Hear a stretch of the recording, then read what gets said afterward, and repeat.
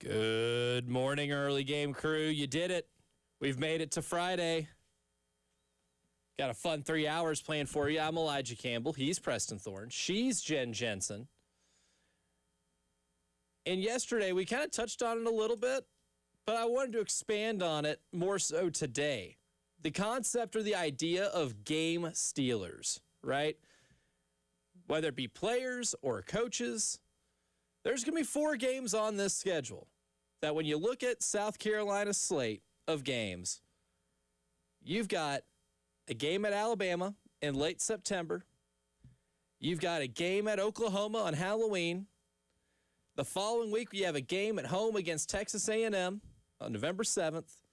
And then you play Georgia on November 21st, the penultimate week of the season before you have to play that game against the team in the upstate. I feel like that word has really made an emergence in the English language. It has. I don't think I've ever heard of it until about the last 2 years. I feel like that word has really increased its usage. The usage rate on penultimate has gone way up. It's one of those, once you learn it, yeah, you start using it a lot because it is much easier to use in sentences. Yeah, and also it sounds way more elegant than second to last. Yes, absolutely. Significantly. I don't sound as dumb as I look when I use penultimate. The game before the last one. The game before the last one against Georgia. Penultimate sounds cool. You know what? Early winner. We are, 6:01. There we go. And we have an early winner on the show. The word penultimate. Mm-hmm. But the Georgia game is the penultimate game on the slate. Those 4 are against college football playoff teams from last year. And those are 4 games against teams in the SEC that are going to be picked at the top of the league. I can almost guarantee you right now that South Carolina will be underdogs in those 4 games. I can't guarantee you what the betting line is going to be against Mississippi State, or if you're going to be a favorite or not against Kentucky or Florida and Tennessee. I'll say right now, you'll be a favorite against Arkansas. My faith in them is little to none. But there are 4 games where you're going to be an underdog by some stretch. And they're against college football playoff teams. You're going to have to steal some games. My theory for this season is that you have to win the 2 obvious ones at the beginning of the year, Kent State and Towson. You got to beat Mississippi State. Biggest game of Shane's life. Biggest game of Shane's life. You got to beat Kentucky. You have to win one of Florida and Tennessee.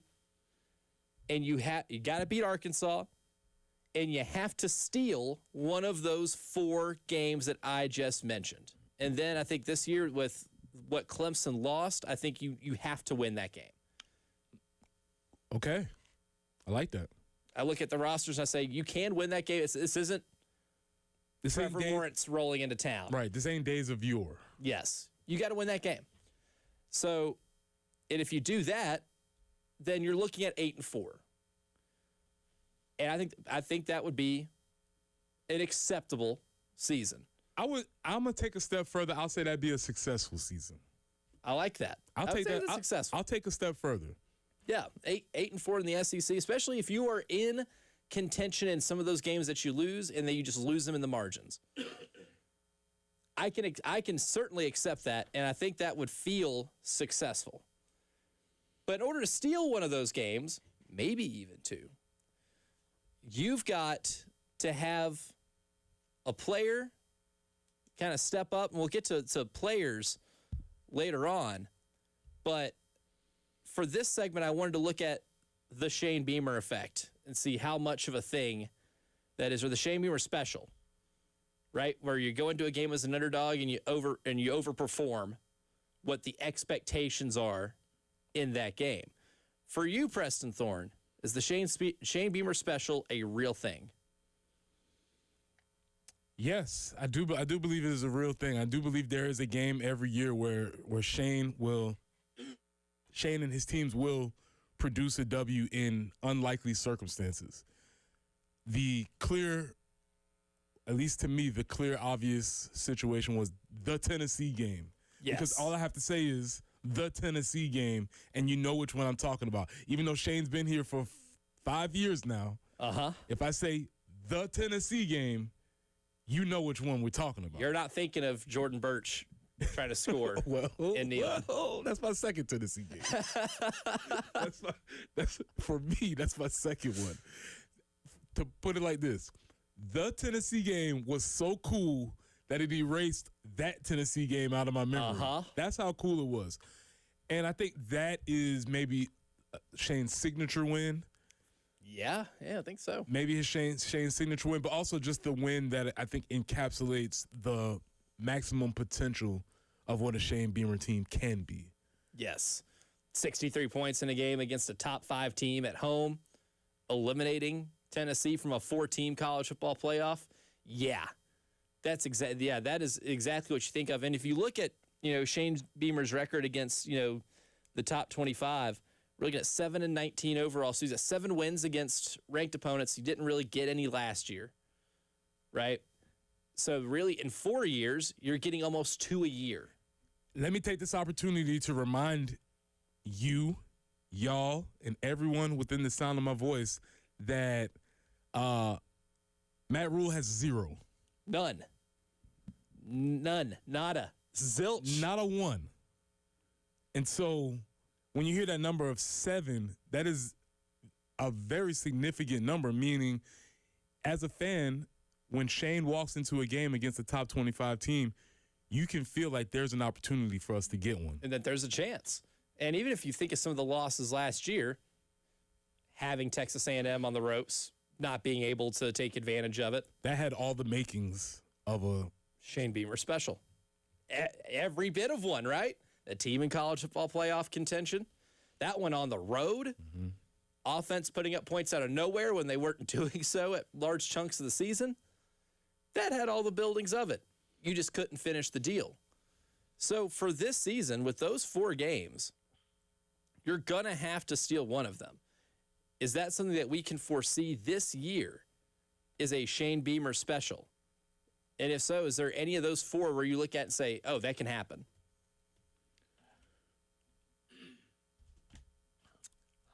Yes. Out of those 4, I think maybe Oklahoma's still the most vulnerable. Obviously, we understand the defensive pedigree. Still not sold on the offense, though. I'm still not sold on John Mateer. Have read some things. What sound does John Mateer make when he throws the ball? Yo!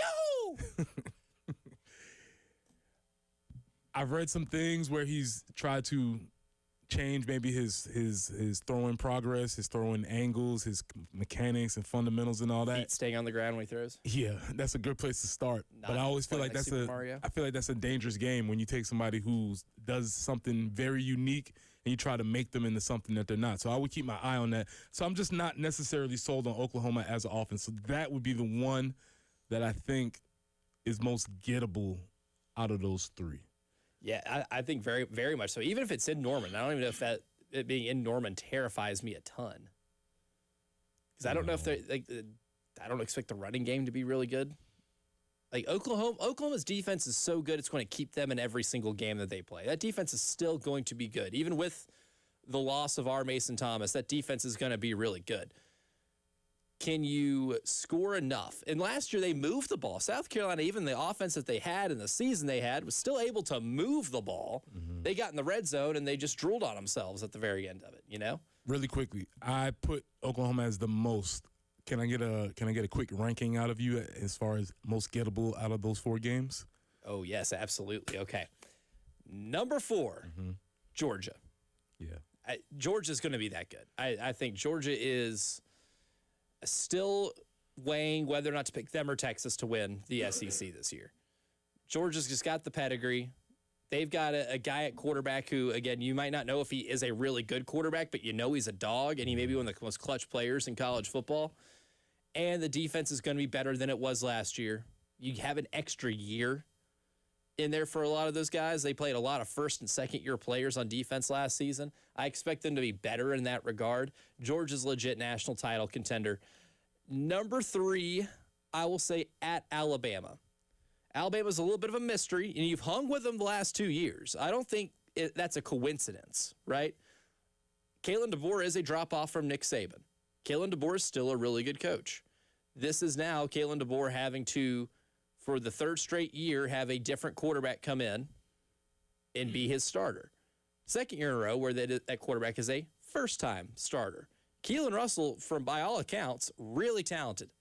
I don't know if they're going to make it work. And also, I'm not convinced they're going to be able to run the ball much better than they were last year. And last year, they just refused to run the ball. They quit after a certain point. So that game being in Tuscaloosa makes it a little more difficult.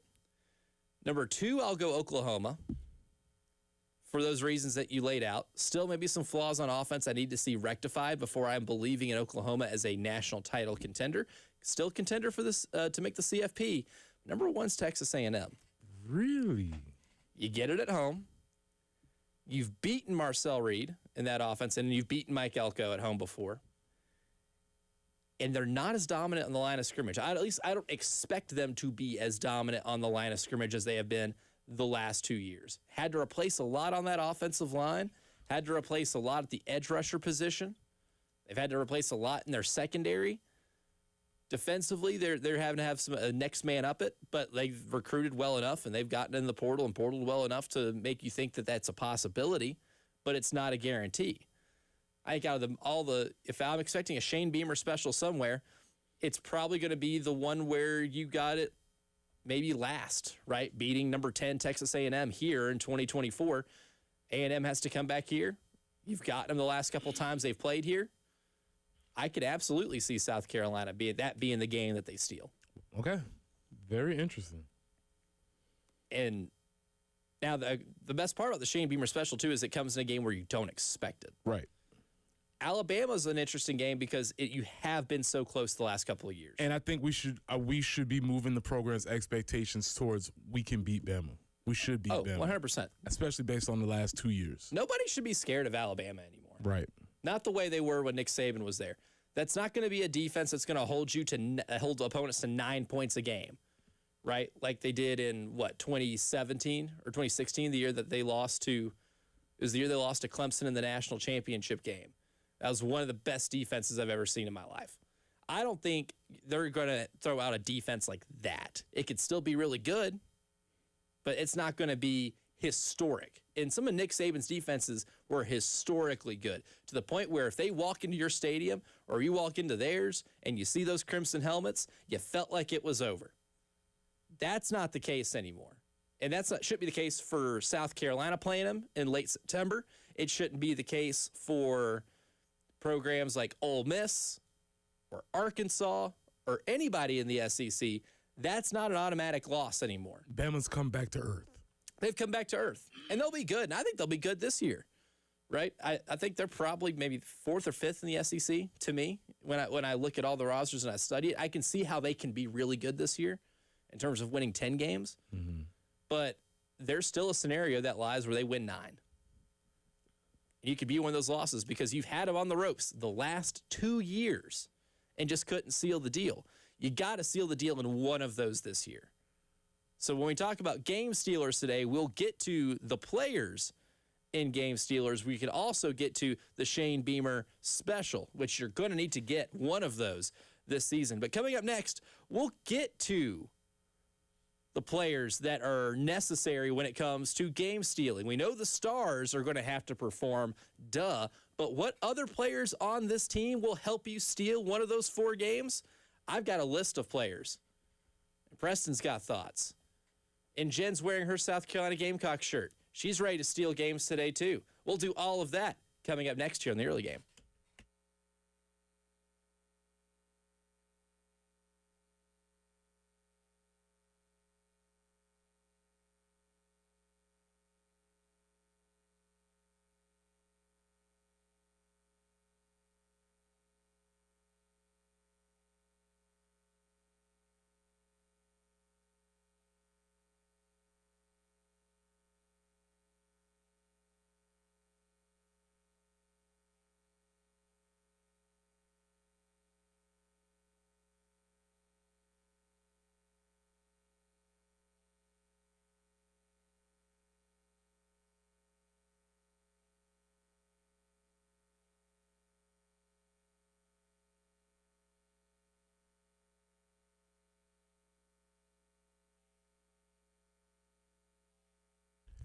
Preston here for Absolute Glass, the premier glass company of the Midlands, offering auto, home, and business glass repair. If your glass is damaged, shattered, cracked, or broken, they can handle the job. If it's a cracked windshield, no problem. They'll come out to your location and they'll replace it for you, usually for free, and they'll work directly with your insurance to take away the headache.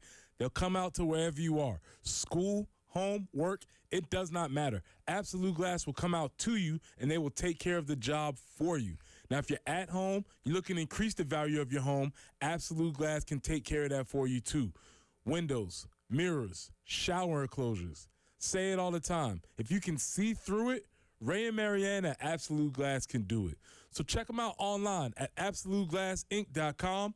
That's online at AbsoluteGlassInc.com.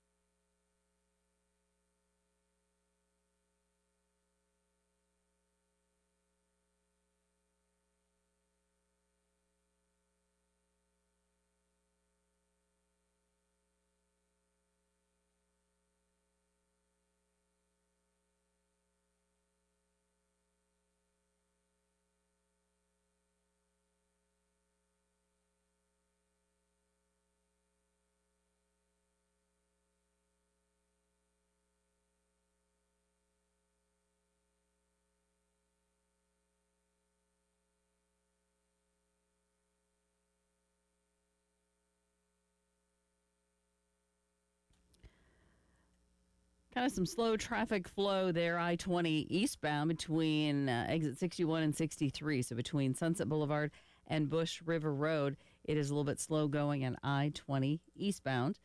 99 today for the high, heat index over 100, of course. Same tomorrow, 97 for the high. Mostly sunny, like I said, today. Just a little bit of a chance of maybe a shower later in the afternoon. Increased chances of scattered thunderstorms tomorrow afternoon and Sunday afternoon, where we'll also find the high of 95. Right now, 78.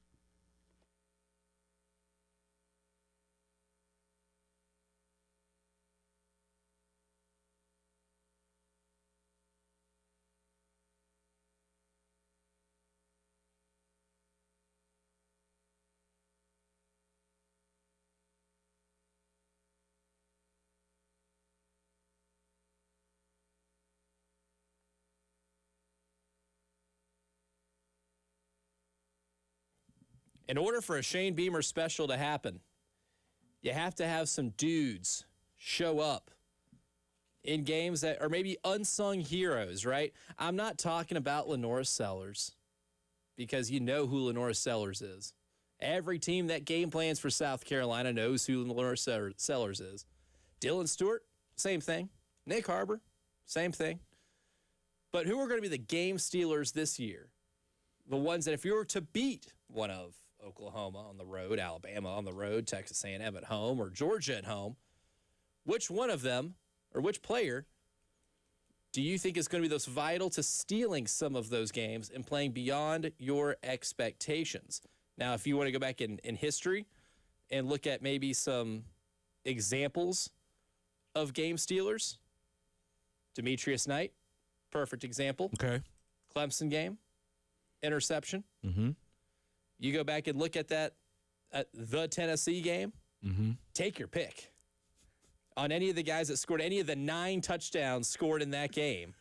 Can Marcus Satterfield be a nominee for? Whoa. Is it by virtue of maybe not having the same play calling duties? Allegedly. The ghost in the room who was calling offense that game, you are a game stealer. Whoever was calling the offense in that game, congratulations. You are a game stealer.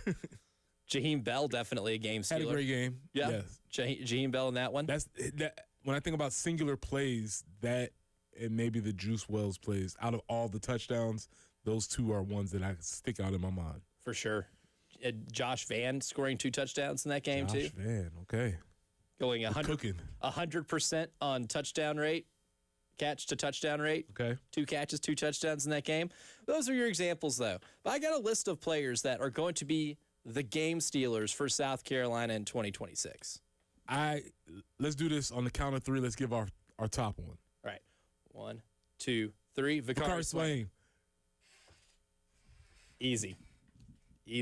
That dubbed the game stealer already here on this program for a multitude of reasons, right? I mean, if you look at up and down that list of the quarterbacks that you're facing, Keelan Russell at Alabama, I think can be really good. We just don't know yet. That's the thing. It's hard to project, but he is one of those highly rated recruits, going to play quarterback first year at Alabama, a lot of talent. We need to see it played out on an actual college football field. You look at Oklahoma, John Mateer, good, but can throw the ball away. Mm-hmm. He's got no problem being generous with that football.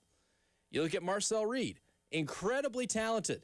At times can be a little loose with the football. Sometimes he's not a stranger to throwing the ball away. Vicari Swain picked him off last year too. And then you go to Gunnar Stockton. Not going to give the ball away. That's his thing. He only threw 5 picks last year. Had one of the better touchdown-interception ratios in all of college football. But if you want to win that game, you're going to have to force some sort of turnover. That's been the case in all 4 of those games. When it comes to, he's putting them on. But when it comes to playing against those quarterbacks and forcing those turnovers, give me the guy that is the only returner that has picked off multiple passes and forced multiple fumbles in last season. There's a scenario where Vicari Swain in a singular game has a pick 6, strip sack, punt return. That is not outside the realms of possibilities. If you can hear me right now, what you're hearing right now are these garnet glasses that are on my face. This is what you're hearing. It's Preston's Friday, got 'em on. but you know what? I was like, it's Friday. Why not throw some garnet glasses on during this game when we're talking about these big moments? But that is not outside of the realm of possibility. I'm not even dreaming here. This is somebody who's capable of making these plays at any given moment. Yes, he could have a pick. That pick could turn into a pick 6. He could have a strip sack. He could have a strip sack that turns into a touchdown. He could return punts. He's done all of these things. And that could could happen. I'm not even being hyperbolic. That could happen. It absolutely could, especially the way that Clayton White uses him as a blitzer on corner blitzes, because exactly solid tackler, and he's fast enough to where you could disguise it, where you're not having to move him up closer to the box, right? You can maybe do a delayed corner blitz with him because he is so fast that if nobody picks it up in time, he can get himself to a quarterback, right? That's all in the realm of possibility. And I find him to be the one player that can separate you because of different ways that he can turn a game on its head. Right. He may not be a player like Lenora Sellers or Dylan Stewart or Nick Harbor when it comes to what other teams are going to focus on the most, but by the time you get halfway through the season, I think teams are going to. It's not a secret of what he can do because of the punt return against Virginia Tech and the 2 against South Carolina State. And he's going to get preseason All-American type hype as a returner, but he can lock down at corner too. All right, let me return to earth a little bit. My second person that I have is the defensive end opposite of Dylan Stewart. Ooh, I like that. So that player is yet to be unnamed. There's a couple of candidates, but talking about game stealing, is a scenario where that defensive end, the other side of Dylan Stewart, has a tremendous game because the team is so focused on Dylan that he becomes the game stealer. Ooh, I like that. Kind of the way Kyle Kennard was that for you for a lot of games, because going into the season, you knew Kyle Kennard, a guy who got a lot of sacks at Georgia Tech, but he wasn't thought of as going to be the Nagurski winner at the beginning of the 2024 season. He became that, and a lot of that was the attention that Dylan Stewart got. Kyle Kennard was good enough to take advantage of in terms of one-on-ones. I like that one. I also put Gabriel Brownlow-Dindy at number 2. Ooh, okay. Big man in the middle. Your number 1 run stopper. And what's one way to beat Alabama is to make sure you continue to discourage them from running the football. They were discouraged from running the football here, and you got yourself in the game. When you play Oklahoma, you got to keep discouraging them from wanting to run the football. When you play Georgia at the end of the year, and even Texas A&M, they like to run the ball, and they've got really good running backs. If you can make it to where, especially A&M, where you can make it to where Marcel Reed has to do more with a lesser wide receiver group than he had last year, you can steal games. I would say the same thing for John Mateer. If you put him in situations where he's behind the chains or he has to make a play, woohoo! It's on the way. And that's when that ball might be getting into some really advantageous positions for you, That's right? a good pick. When he has to turn the ball over. Another one, whoever the hell the kicker is. Yes. Is it Texas Tech transfer Upton Bellenfant? I don't know. Is it going to be Max Kelly? I don't know. Is Mason Love going to be kicking? I don't know. Whoever it is, though, you got to be able to be relied upon to make something beyond 45 yards. In a game like that, points will be at a premium, and you got to be trusted to be able to make that field goal. How many close games you lose last year? Too many. How many games could you have benefited from being able to steal 3 points on one side of the field? Would have been great. Whoever the hell the kicker is going to be, you're going to have to be a game stealer for this team. That one's not as much a projection as much of a you're going to have to be this. Whoever's going to get that role and get those responsibilities, you're going to have to be that. And then, of course, I threw in Donovan Murphy and Matt Fuller. Donovan Murphy, because I know he's got the talent to do it. 100% has the talent to do it. Joe, hang on. Joe's on the AAA Heating and Air phone lines. Joe, hang on. We'll get to you on the other side. We'll also get to yesterday what we discovered as the Golden Boy Coach theory. Shane Beamer has now surpassed the Golden Boy Coach theory timeline. How do we evaluate what his habits are and his team's habits are after 5 years of sample size? There are a couple trends we'll get to, some good, some bad, and we'll discuss that coming up next year on the early game.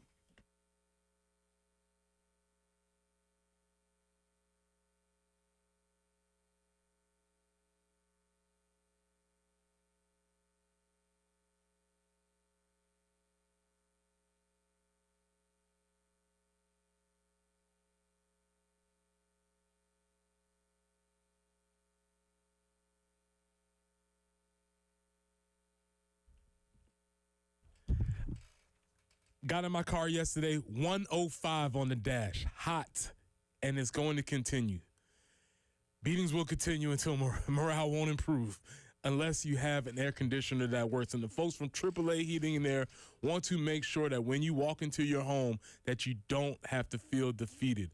And the way they can help you is several different ways that they can work on it. First and foremost, the AAA Comfort Club, where members enjoy priority scheduling, flexible visits, and exclusive discounts on future services. The expert technicians are ready to help you get your system in prime condition so that you can battle the heat, because the heat is here. The heat is here to stay, and it's going to be here for a little while. So call the folks from AAA Heating and Air today and take your home comfort to the next level. Call them at 803-920-3771. That's 803-920-3771.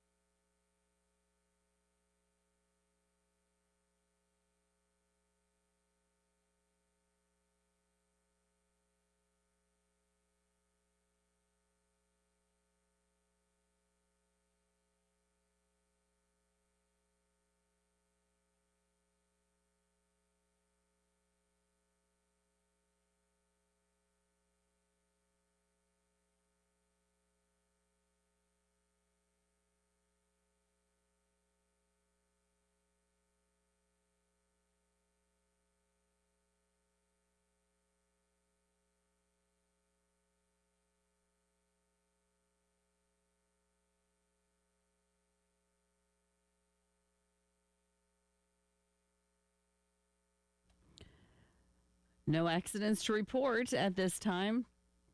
Great way to start your Friday morning for sure.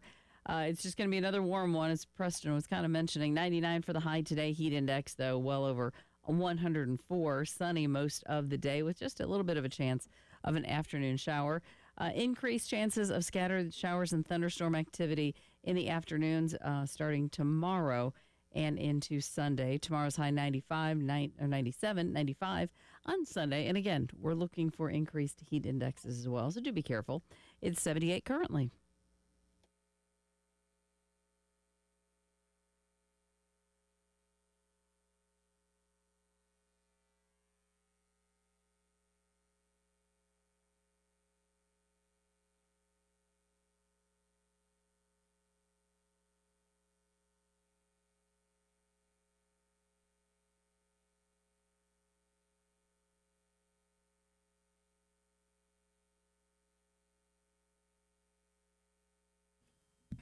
Before we evaluate Shane Beamer's place in the Golden Boy coaching theory, we'll go out to the AAA Heating and Air phone lines because Joe's got thoughts on game stealers. Good morning, Joe. Welcome back to the early game, my friend. Good to hear from you. Hey, it's always good to hear from you guys, man. Good morning. So listen, yeah, you got great minds think alike. But Brownlow Denny on the defensive side of the ball, I don't know if you guys remember. Well, I'm sure you remember. I can't remember the defensive lineman's name that played for us when we beat Georgia that year, and Kwame had like 2 interceptions for touchdowns. Oh, yeah. The defensive line? Yeah. So if they're going to have to double team on the side to Stewart, that's going to put a lot of one-on-ones for Brownlow Dendy. And I think he's going to eat off of that this year. I really do. A 5-star defensive lineman. He got better last year, but Travian Robinson is a great defensive lineman coach, man. He's had a lot of time to deal with this young man and teach him the things that he needs to know to become a pro player. And I think he's going to benefit from that this year, being that we have 2 solid defensive ends. The guy from Tennessee has to prove himself, but I think our defensive line is going to be the true strength of our defense this year. Mark my word. That's just how I feel about it. And on the offensive side of the ball, I think Jaden Sellers and Brady Hunt are going to be the fit from it because of the speed that we have on the outside is going to leave a lot in the middle wide open. Joe, those are my thoughts on it. Appreciate you as always. I would like to concur that I had Jaden Sellers on my list also, so we are simpatico in that. And also the lineman that you were thinking about was Javon Kinlaw. Right, man. I just believe that Brownlow Denny is going to have – he's going to have that kind of impact, man. He is a stud, man. I don't know. I've seen some pictures of that fella in the offseason, and he just looks like a cartoon artifact, man. He looks like a little He-Man, dude. But anyway, man, it's always good talking to you guys, man. Have a great day, everybody. Yes, sir. Awesome. Good stuff, Joe. Yeah, and that's how I want my defensive linemen. Correct. If that is how my defensive linemen are getting described, then I know that we're in for a good year in the trenches. Correct. If those are the adjectives that you're getting there for your defensive lineman, and I'm very high on Brownlow Dendy. I think he's going to be, in terms of your run stopper, your best one. He constantly graded out as your best run stopper last year, and even the tackle numbers, I think, really proved that he is the guy that if you are wanting to stop somebody on a 3rd and short, he's going to have to do it. When you play teams like Texas A&M and Georgia who do run the ball really well, you got to make those opponents have the trust their quarterback to put the ball in their hands and make a play later on in the game. But yesterday we talked about it when we were discussing Dan Lanning, because Dan Lanning was kind of the Golden Boy coach, and I wanted to put some parameters around the Golden Boy coach. Golden Boy coach, star coordinator, somebody who has been in the coaching circles for a while. People say, oh, this guy's going to get a job one day. And their first job has to be a power conference gig. Mm-hmm. Dan Lanning fits that perfectly. His first head coaching gig was Oregon after being a defensive coordinator at Georgia and having some incredibly successful seasons as the defensive coordinator at Georgia. And then we decide, we in the midst of this conversation and talking about Oregon yesterday, it was when does it go from you have the potential to now you're going to have to start doing it? Or we actually have a sample size of what you are as a football coach. And I put 5 years on it. And then we thought about Shane Beamer. Shane's first head coaching gig, power conference school here at South Carolina. He has now had 5 complete seasons as the head coach at South Carolina. So what are the trends? What now makes it to where I think we can take away the element of randomness? I think after 5 years, you have multiple recruiting cycles. You're able to learn a lot about yourself as a coach, and you establish some habits. Well, I wrote down a few trends, and I think one of them, the one that's the bad one, the one that you absolutely have to kick this year, and if you don't, it's part of a larger problem because the schedule's a lot easier at the beginning of the season. But Shane Beamer as the head coach at South Carolina, 3-9 versus the SEC in the month of September. And those 3 wins, 2 came against Kentucky, 1 came against Mississippi State. Now this year, you get Mississippi State at home in September. That's a plus. Feel good. History tells me I should feel good about that game. And Kentucky soon after, correct? Kentucky is October 3rd. Okay. Right on the cusp. Right on the cusp. Close enough for you to still feel really good about it. But then you have the Alabama game. That one in Tuscaloosa is on September 26th. Okay. And his teams historically, in the 5 years he has been the coach here, have not played well in SEC competition. Say that record one more time. 3-9. 3-9 versus SEC in September. When it goes to October, I would like to eliminate the word Cocktober from our vocabulary because you're 4-11 against the SEC in the month of October. Then you get to November. I will accept the phrase November to remember. Sales event. 9-4 against the SEC in the month of November with wins against top 5 Tennessee, Missouri in 24, top 10 opponent in Texas A&M in 2024. You had a win against Florida in the first year where big one. Where you clubbed Big Florida one. at Willie B. 9-4. The trend is they play their best football in November. The trick is, though, can you have the record good enough to be where you're playing that best ball after you have established something to play for in November? At this point, a thing is a thing. I think these are solid enough numbers where we can figure out that is a big issue with Shane and his teams. And they're going to have to get started a lot earlier to get them. As I stated, Mississippi State, the biggest game of his life, so he's going to have to make sure that is correct in September, or else the rest of the season is sort of predicated on what happens. And I guess you don't want to be digging out of a hole all the time. No.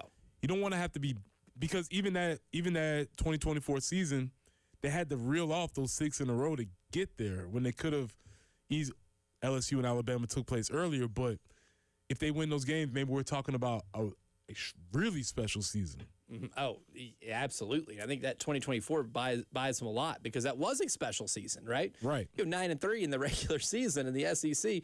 That's a really special season. If you get 9-3 this year, I think you'd be tickled pink to be able to experience something like that.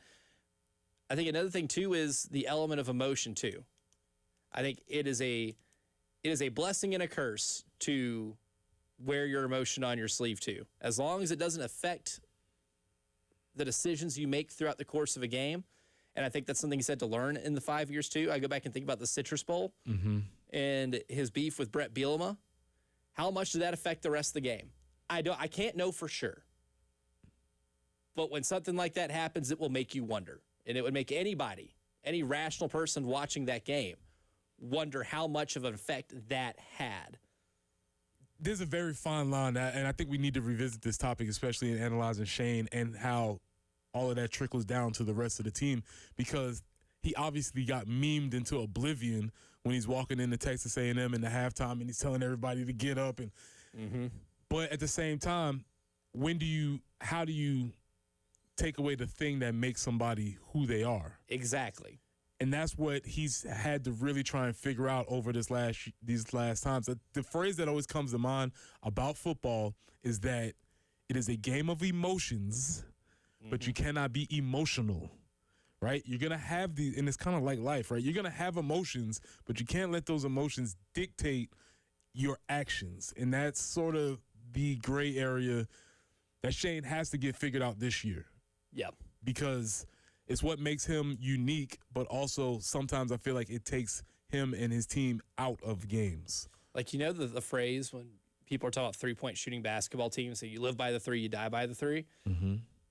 Bruce Pearl, maybe the smartest thing I've ever heard him say was in a press conference after Auburn beat Middle Tennessee State, and I was there covering it. Somebody asked him about the amount of threes they took, and he says, well, I hear that phrase all the time, but you can live and die by anything. Whatever it is that you're good at, if you don't do well with that certain thing that day, you will die by that.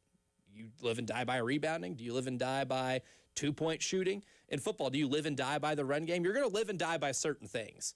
And if, wearing your emotions on your sleeve and being a leader and a connector is that, you can live by it and you can also die by it. It can apply to really anything. That's something he's going to have to learn, or I guess is learning in the first 5 years of his tenure here.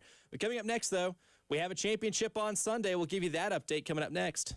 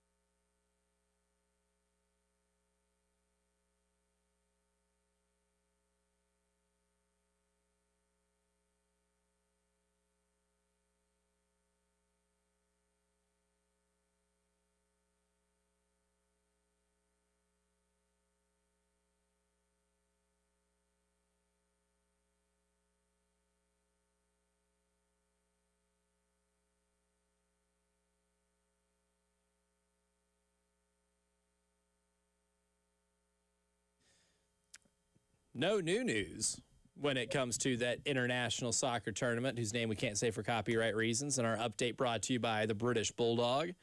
But one thing that I do want to touch on, because this is going to be our last one until the reaction one.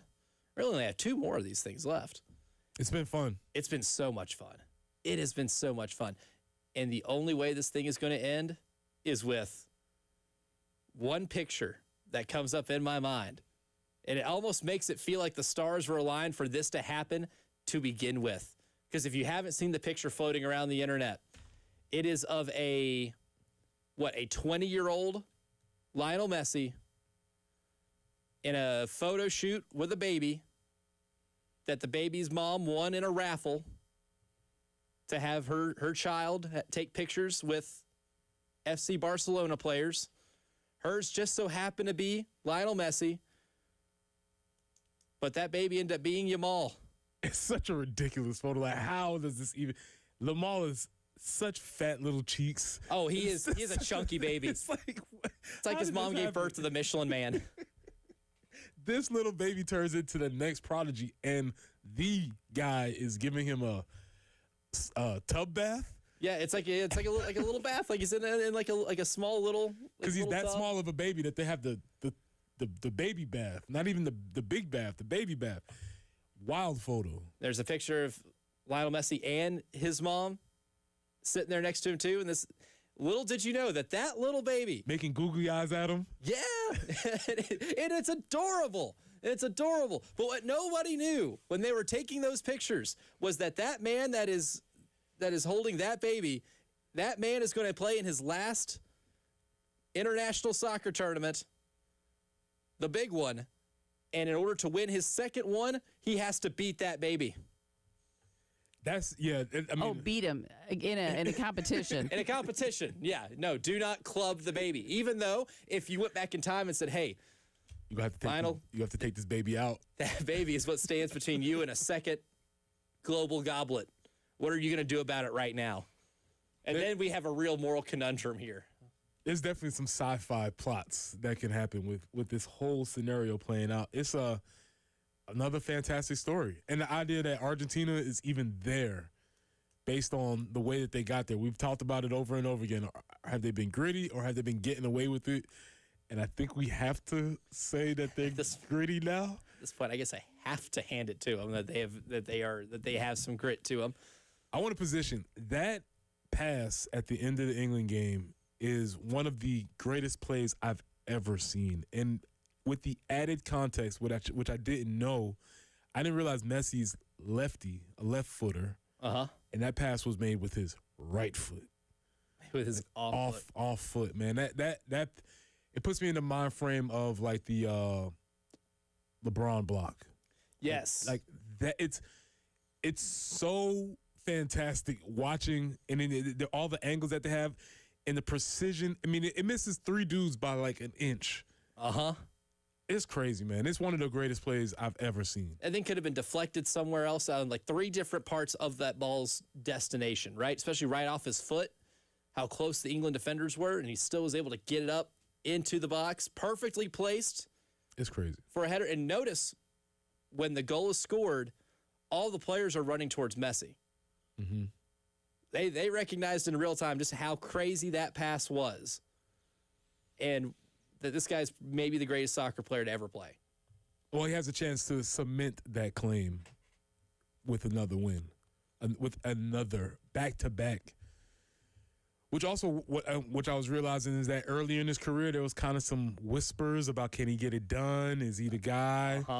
You know, there was a lot of that conversation happening around him. Especially playing, in the shadows of Diego Maradona, who won, I think, multiple global goblets there with Argentina.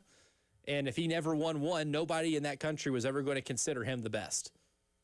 Because Maradona is always going to have a spot, in their hearts as the greatest player to ever live, or at least the greatest Argentinian player to ever live. And I think in 2022, he exercised a lot of those demons. If he wins another one, then you will have a lot of irresponsible chatter in Buenos Aires. They're for folks of a certain age, and you may have been able to experience it through The Last Dance, but when you watch Jordan, there was a sense of inevitability, or even like Tom Brady. Yeah. Like, oh man, this guy's gonna do it, isn't he? And then he does it.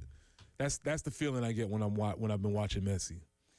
Is it weird that I got that feeling when England was up 1-0 and we got to like the 80th minute? I'm like, this isn't over. Not enough. This is not enough. Not enough for you to even win in regulation. Absolutely crazy. It is a Global Goblet final, 20-plus years in the making. But coming up next, talking season's upon us. The first-year head coach in the best position to win this year, we'll discuss.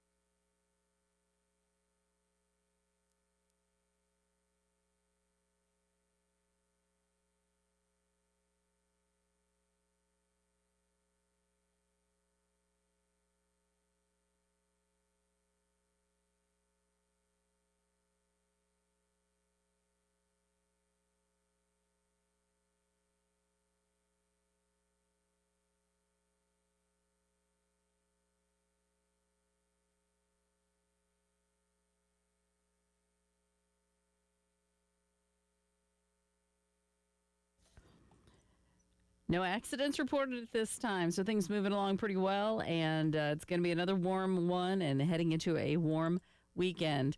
Hot, humid conditions, 99 today, mostly sunny, maybe just a late afternoon chance for a shower. And then tomorrow, 97, scattered thunderstorms possible. Sunday, 95, afternoon or evening thunderstorms possible as well. The chances for some shower and thunderstorm activity really continues into next week as well. But do be careful. Again, triple-digit heat indexes for the next couple of days. 78 right now.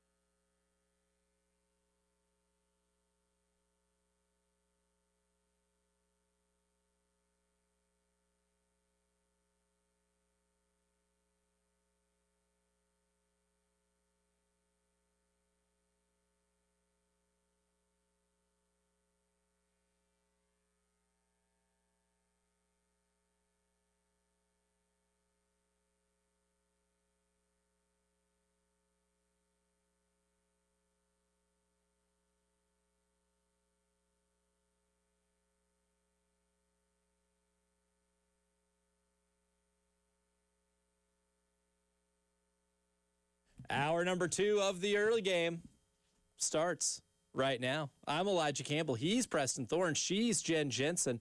Happy Friday. Congratulations. You made it. The weekend is here. Week flew by. And for a couple of these coaches, they're going to hope this year isn't a long season because there are a lot of first-year head coaches in college football. We'll focus on the ones outside of the SEC because we're going to talk enough about the ones in the Southeastern Conference at Media Days in Tampa next week. But there are some coaches that took some big jobs outside of the SEC this year that are really going to hope that this year maybe does fly by because it's so fun.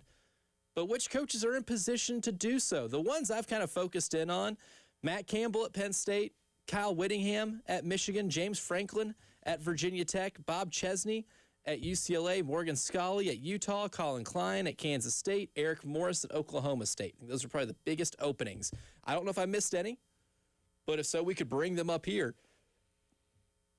For a couple of those guys, I think they will be long-term projects.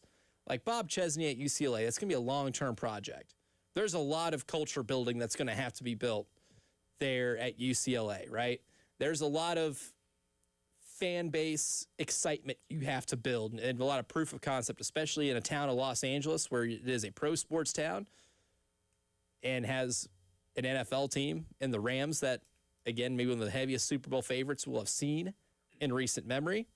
And also just the town. In the town itself, you have to really fight for attention. Cool town. Cool. There's a lot to do, right? There's an abundance of things to do. Maybe going to a UCLA football game, maybe not high on the list of things to do for your regular Los Angeles resident on a fall Saturday. Lot to build there.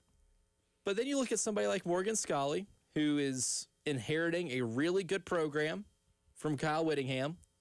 Kyle Whittingham, who is inheriting a lot of talent from Michigan in light of Sharon Moore's departure. They didn't lose a ton of transfers after that happened, and he brought in some players of his own. Put a pin. Obviously, big Kyle Whittingham guy here, right? But I do think Michigan stumbled into getting a better coach.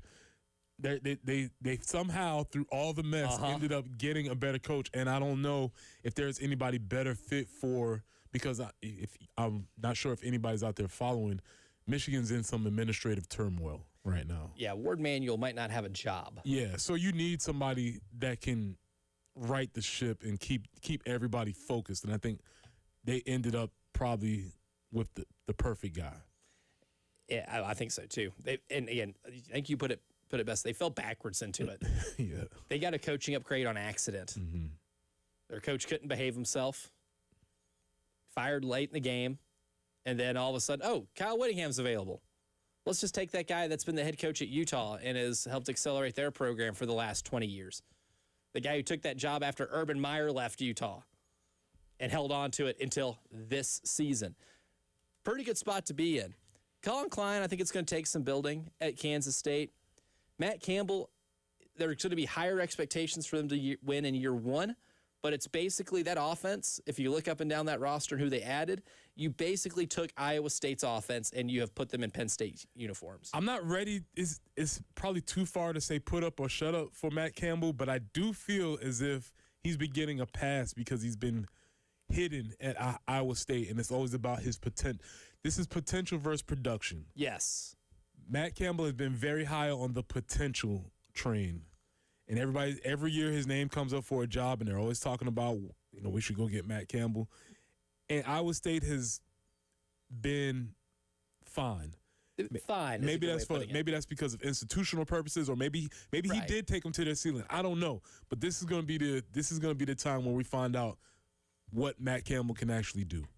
Yeah, I mean, that's a guy, for his career, 107-70. A guy is 14-28 against the AP top 25, and he's had some cracks at it, and he's put Iowa State to his credit. He's put them in the top 25 a lot. I think we're going to find out what the ceiling for Iowa State is. Now, Jimmy Rogers, who took that job, I'm not expecting Iowa State to be any good this year because of how decimated they got in the portal, because so many of those players left with Matt Campbell to Penn State. Give that job like 2 years before we can really start evaluating what Iowa State is going to be. Did Matt Campbell take Iowa State to their ceiling? Maybe. That's what I think. That's Maybe. what we'll see. And if he did, then I would say that's a hallmark of a good coach, right? This is the big boy job, though. This is the one that you hold off for, because he's had his name in almost every single coaching cycle for the last 5 years? Feels like longer. Feels like forever. How long has Brock Purdy been in the league? See, that was 2022, I think was his first season. Okay, yeah. So maybe like at least 5 or 6 years, it's always been Matt Campbell. After he took him to a Big 12 title game. And when I look at the roster in terms of who's in the best position to win this year, I think Kyle Whittingham's the easiest answer here, because he did inherit a 5-star quarterback who already had his freshman season where if you're Kyle Whittingham, hope had some of the stupid coached out of him. Every high school quarterback going into college has some level of the stupid in him. Again, your frontal lobe of your brain's not fully developed until 25? So decision-making on a football field probably going to take you a while to be able to maximize what that is. Does he have enough of those mistakes coached out of him by the time that Kyle Whittingham got to Ann Arbor? He's further along in his development, closer to a finished product, because the talent with Bryce Underwood's there. I could see that, right? Is it there enough for Kyle Whittingham to get the best out of him this year, because they have a great offensive line, and every single Kyle Whittingham team has a great defensive line, so they're going to be good at the line of scrimmage. They've got unproven skill position players, but they are all highly rated in terms of their talent. This is a unique spot that Whittingham hasn't had to be in. I think he may has more talent on this roster than he did any of his ones at Utah, including the one that went to the Rose Bowl and almost beat Ohio State by playing wide receivers at corners because they're so injury-ridden in that game. This may be his most talented team that he's ever had. And I think he's a good enough coach to where Michigan may surprise some people with how good they are.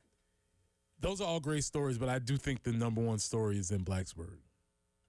Oh, now we're getting to the good stuff here. I think they could be good.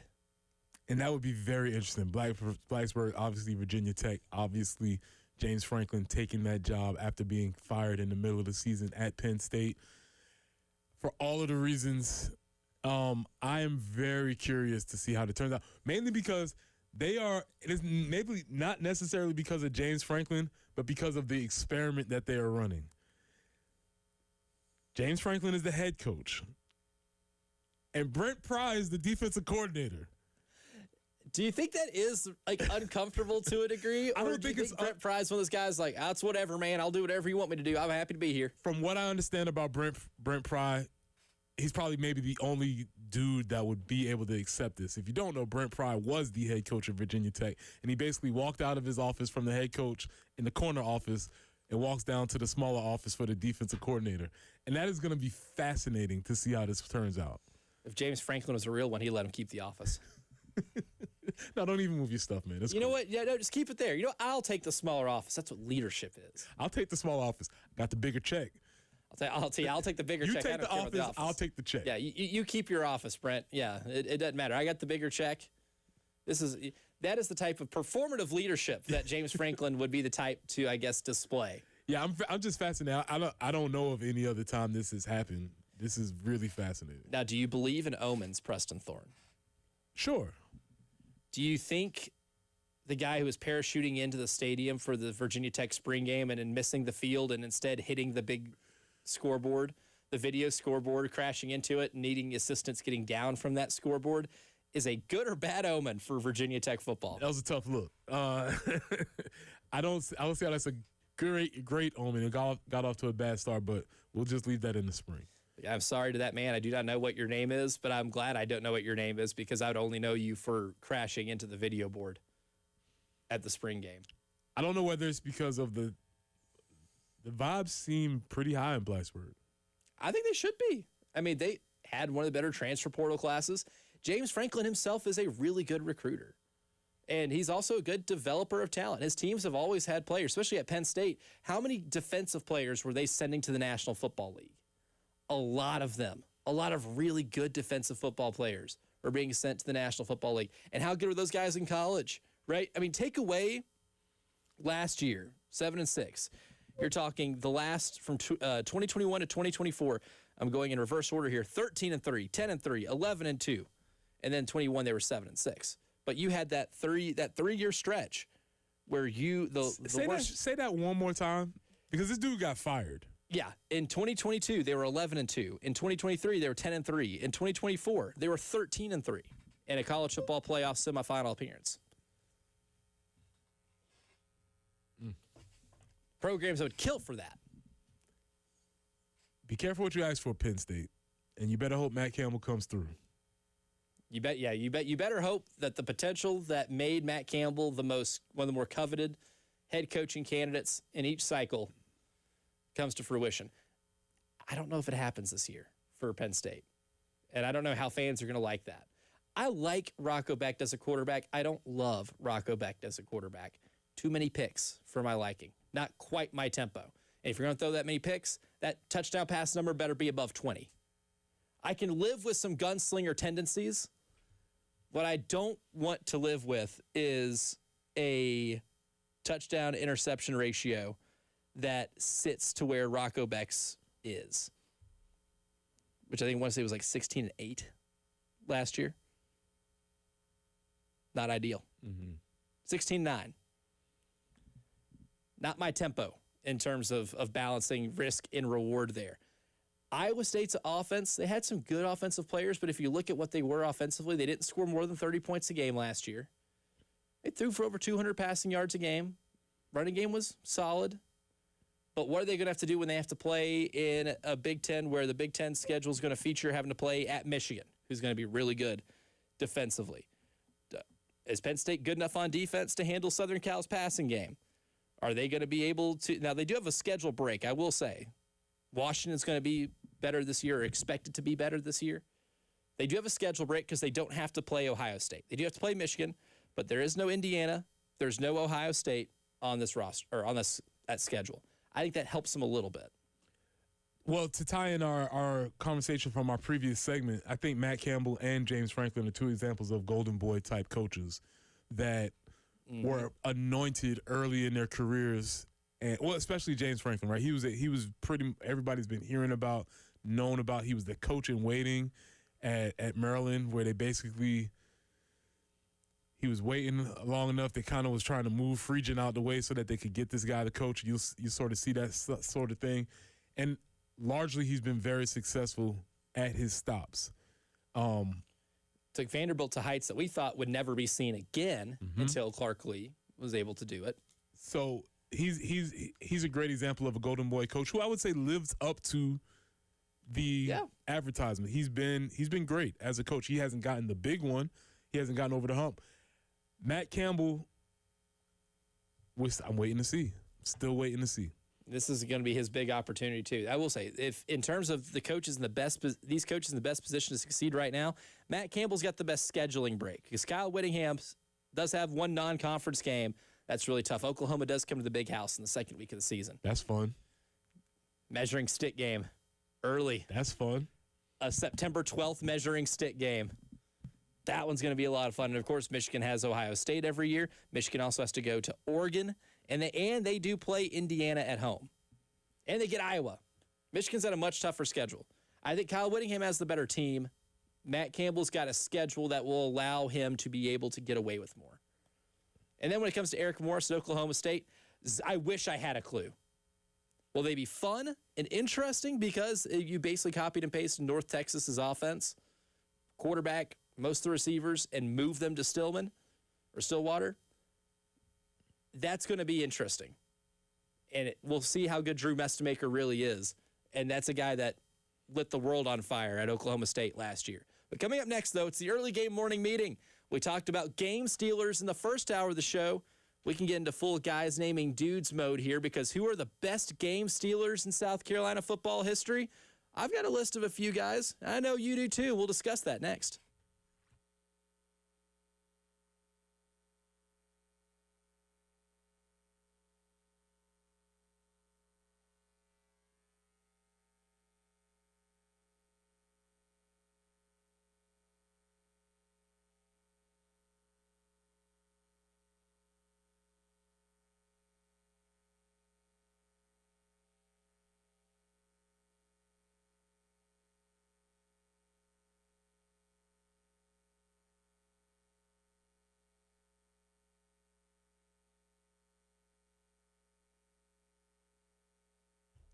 Season is quickly approaching. You need to make sure that your outdoor setup is ready, and the folks from Integrated Media can help you with that. As the season comes along, we talked about the important games that are happening in September. And if you're not ready for it, you might miss them, and you might not be able to fully max out on all of the experiences. What can the folks at Integrated Media help you with? Samsung Terrace TVs that are waterproof, Sonos outdoor speakers for TV and music, Wi-Fi that works indoors and outdoors so you can have all your devices playing at the same time without having to worry about buffering or any of that nonsense. Your iPad, your laptop, your phone can all be working at the same time, watching all of the different games, and the folks from Integrated Media can help you out with that. From home theater setup to adjusting your thermostat, monitoring your security systems from your cell phone, Integrated Media is who you need to call. So call them at 803-948-8327 or reach them online at integratedmediainc.com.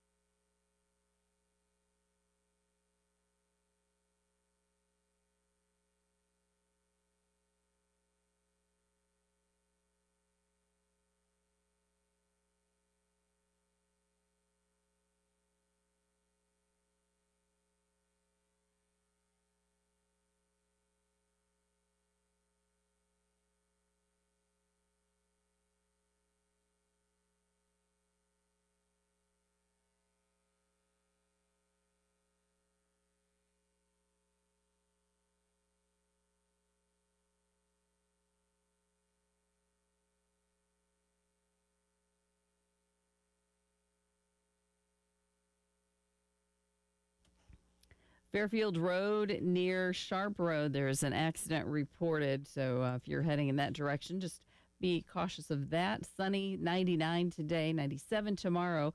Tomorrow, more likely to see scattered thunderstorms.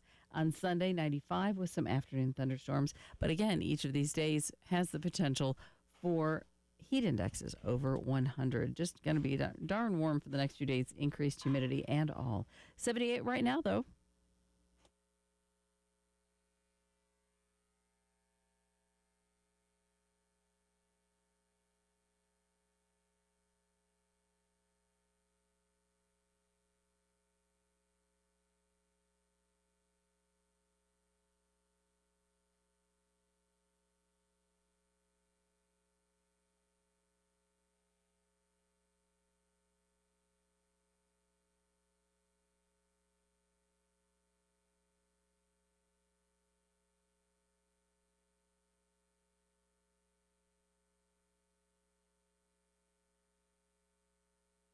We're talking about game stealers today.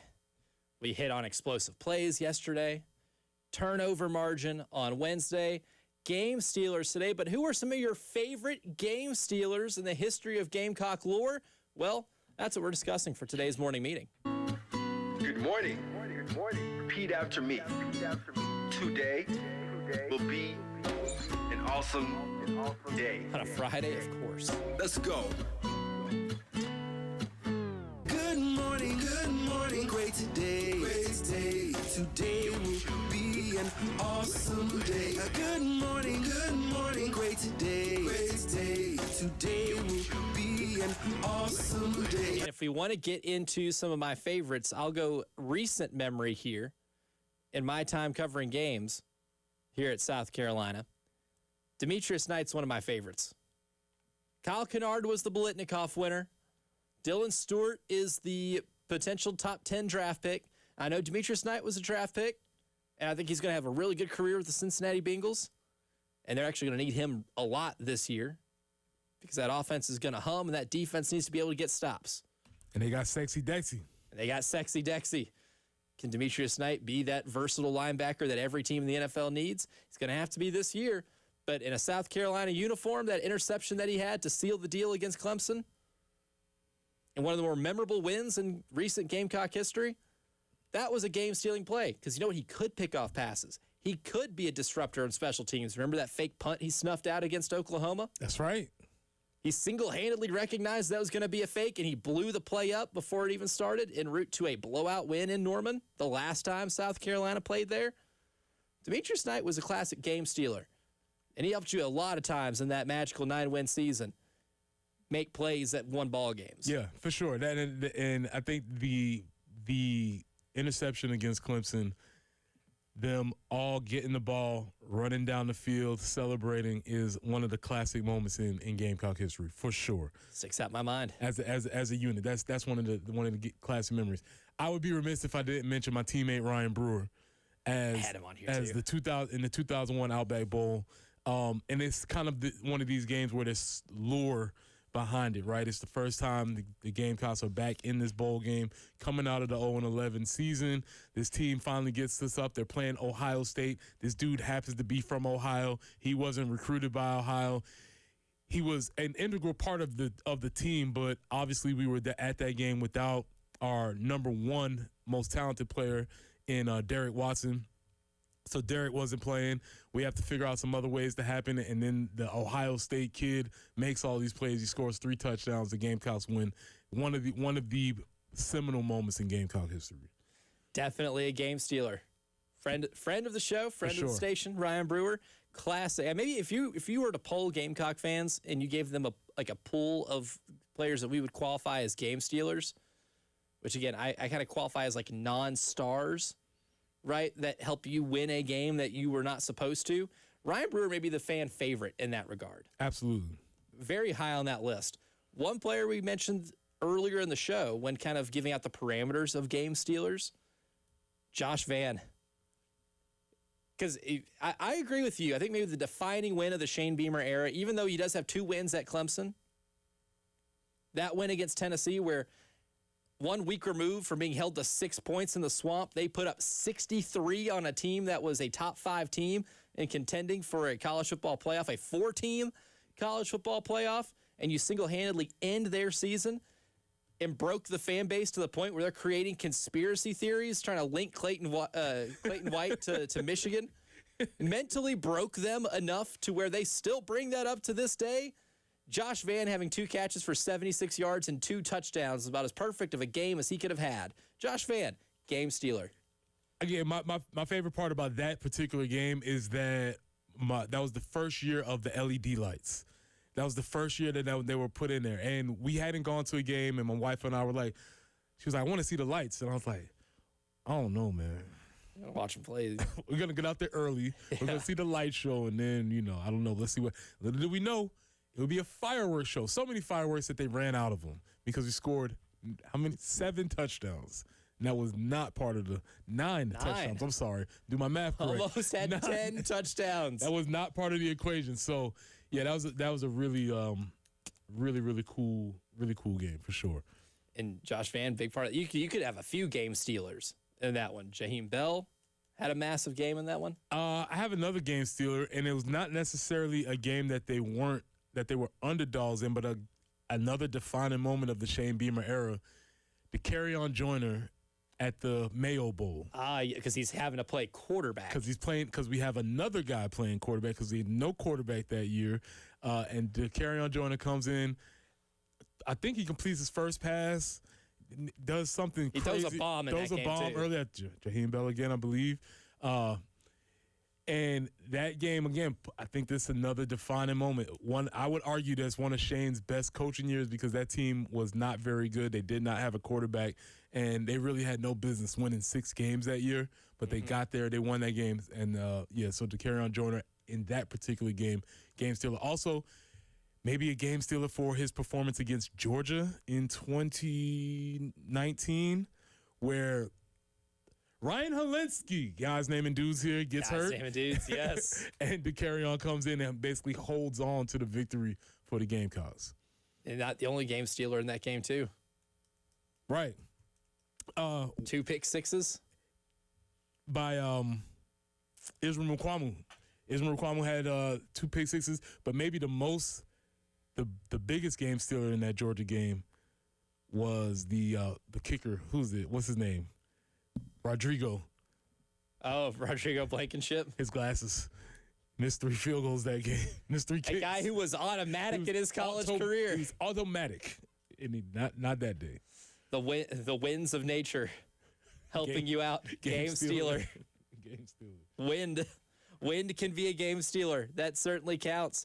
I even put one in here, too. Another fan favorite, Eric Kimry. Of course. The fade. Now, I don't remember if you guys were a favorite in that game or not.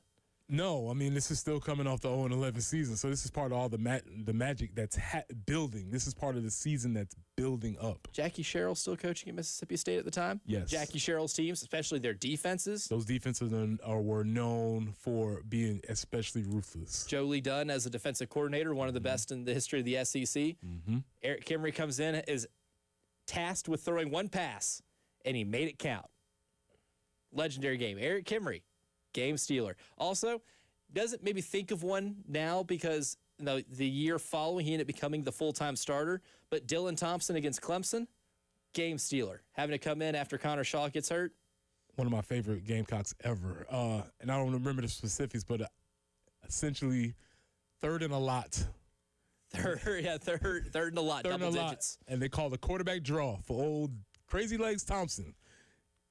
And he converts. And he did it. Dylan Thompson, Hooper. Really? Hooper. Really? Yes. Fascinated by that. Yeah. Sneaky athletic. Yeah. He fits the mold. He can hoop.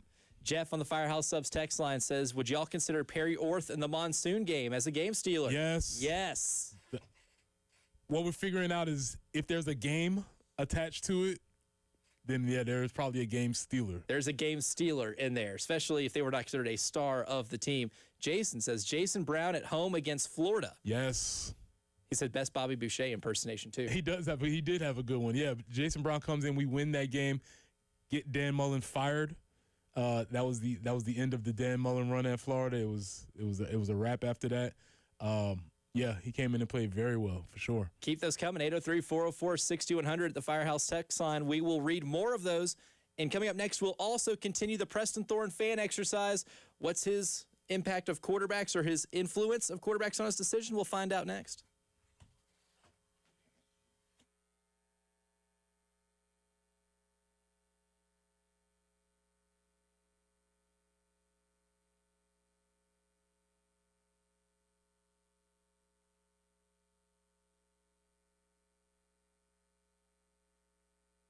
Look, the summer heat is already miserable. Don't let your home environment be miserable too, whether it's unclean carpets or maybe you have some air duct issues that need fixing. The summer's the time to get that in shape, especially considering you're going to be asking your home for a lot of refuge from this triple-digit type heat. And Zero-Res Carpet and Air Duct Cleaning is helping you do that at a discount too, right? It's the summer of 2026. And to celebrate the summer of 2026, they're offering 26% off all of their services. All you got to do is use promo code SUMMER when you book. It's pretty easy, and that's on ZRSColumbia.com. But air ducts, 26% off that. Carpets, 26% off that. Upholstery, tile, and grout, you're getting 26% off those too. And all you need is that promo code SUMMER when you book online at ZRSColumbia.com. Remember, ZRS, spell it forwards or backwards, it's the right way to clean.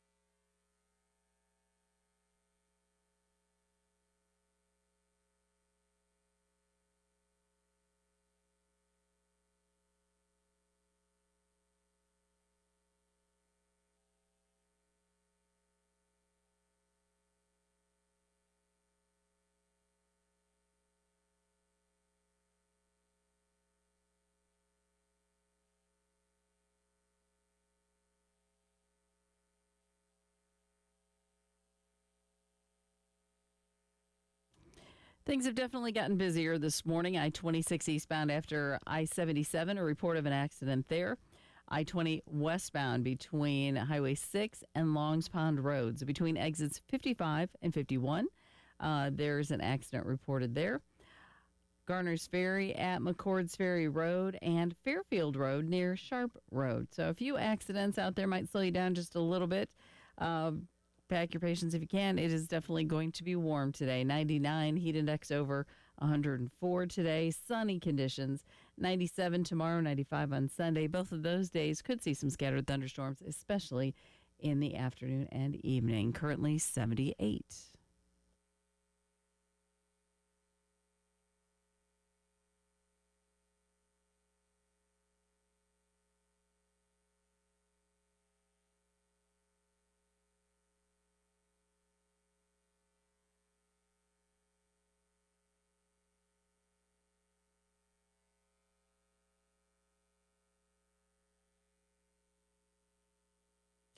Maybe in the next segment we'll start feeling the spirit because the Firehouse Subs text line. All fire.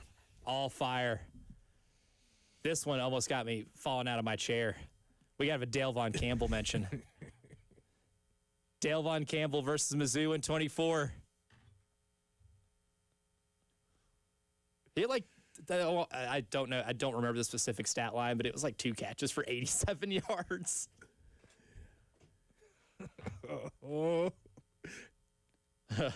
Preston's feeling it. Same texter. Can we get a Josh Simon? Jen, can we feel the spirit, please? Can we feel the spirit, please? Because I feel like something is happening. Oh. We started talking about game stealers. We started talking about people that you would not mention. We started talking about players, and I wasn't feeling it until Delvon Campbell got mentioned, and the spirit entered the building. Oh, we're guys naming dudes. Jason Brown. From downtown. Can I get a Tim Frisbee? Somebody said Bruce Ellington, Missouri, and I knew exactly the play that they were talking about. You automatically knew. Ethan knows the assignment. Ethan says Zeb Nolan against Vandy. Says it has to count. It does. Biggest play in Gamecock history. If Zeb Nolan does not throw that ball in the back of the end zone at the end of that game against Vandy, we lose. We don't go to a bowl. There is no DeCarrion Joyner. There's no Shane Beamer in the Mayo Bowl. It never happens. It's important. It was needed. Oh, yeah, and guess what? It was a grad assistant. He wasn't supposed to play. Can I get a Michael Scarnecchia? Shout out. Scar. Texter. Great name. The Scar game. Anytime there's a game attached to it, it has to be a simple of guys naming dudes. We already had the Missouri game, the Rain game. It happens. Uh-huh. If there's a name attached to the game, it counts. Jonathan says, now he's using Melvin Ingram here. Now, Melvin Ingram was a star, but not in the way that you thought, because Melvin Ingram's fake punt against Georgia. It Game-stealing play. While we're here, Ace Sanders, Woo! that punt return, turned the game. The game started. He returns the punt. Place blows up. It's over. There was no way we was going to lose that game after that. Xavier Legette against Texas A&M in 2022 before he became a 1,000-yard receiver in college. The man ran out of his shoe. To start the game. Start the game, ran out of his shoe. This is remarkable. Okay, Jen. It's good. All right, Jen, I think we're good. Well, that's it. I know, I like the music going. It gives me an energy. I think we're good now. Oh, there's going to be more because it is. Oh, they're coming in too. We'll save more for the next segment too. Okay. Oh, man. All right. Feel exercised a little bit. The spirit of guys naming dudes is going to live on. But if we're naming dudes, going to start naming quarterbacks. Okay. Because Preston Thorne and your fandom exercise too. Of course, keep those texts coming, 803-404-6100. The spirit lives with all of us. But we still got to find Preston Thorne a favorite NFL team for this year. Yes. And I'm going to go by QB pedigree in 2025. So these tiers, now again, for these exercises, I categorize, based off the criteria, NFL teams in 8 different tiers of 4 to make up 32. And I used quarterbacks. I was going to do PFF passing grades in 2025.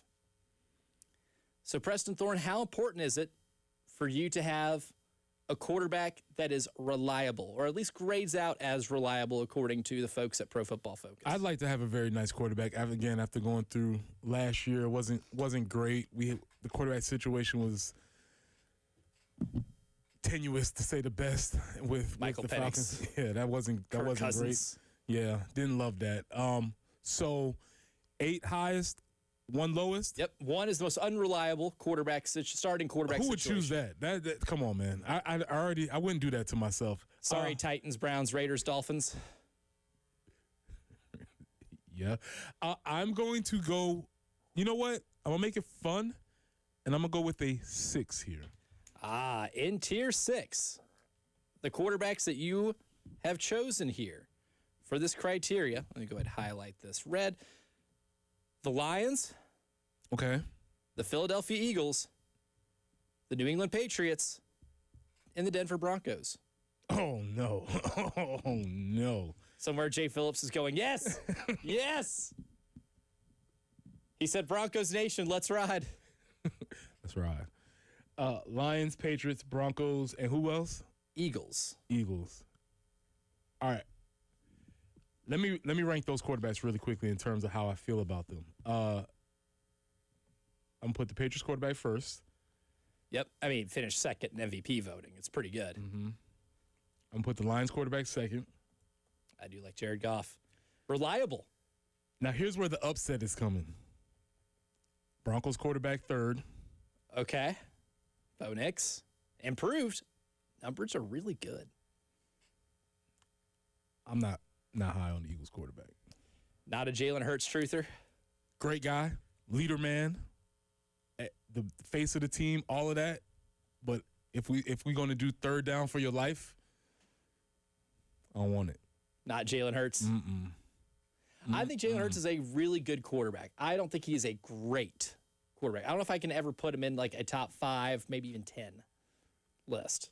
And I know that has made a lot of Eagles fans really mad when I've done shows on Westwood One. But I think he is elevated by a really good receiving group. Nothing wrong with that. I don't think he loses you games. I think if you give him a really good core of receivers, which he had, A.J. Brown and Devontae Smith is about as good as it gets as a 1-2 combo. Plus Saquon. And he runs the ball really well. He's a really good point guard of the offense. Plus Lane Johnson. And having that offensive line, yeah, absolutely. I feel like there's a lot that needs to be around him in order for him to be successful. That being said, he's also the leader of the team. I'm not denying that. Yes. I just don't know if there's valuable. If there's a throw that needs to be made, if I can count on him making it. And then the rebuttal would say, "Well, did you not see those Super Bowl throws that he made?" Yes, I did. I get it, but I'm just not buying.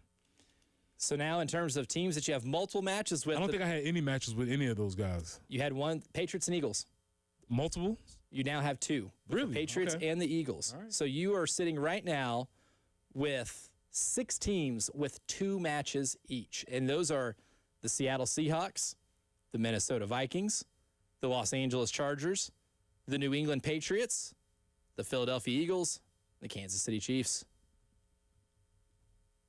So those are the teams that you have matched so far. Out of those 6, the leader in the clubhouse for Preston Thorne's love and affection for the 2026 NFL season. Chiefs and Chargers. Chiefs and Chargers. Might join Chiefs Kingdom. And you can maybe be the only Los Angeles Charger fan I know in my life. Okay.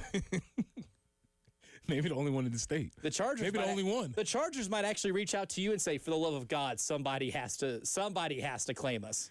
Please. Not only will he be the Northeast resident, he'll be the South Carolina resident who supports the Chargers. The lone South Carolina Charger fan. Preston Thorne, lone South Carolina Chargers fan.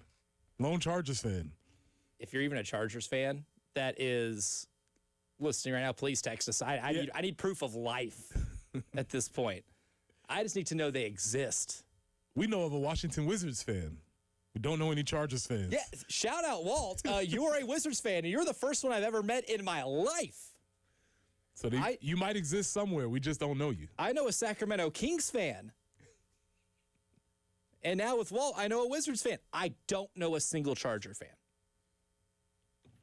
I knew one in elementary school, but they were the San Diego Chargers then. And you know what? They were a lot cooler to like them because LaDainian Tomlinson was cool. Yeah.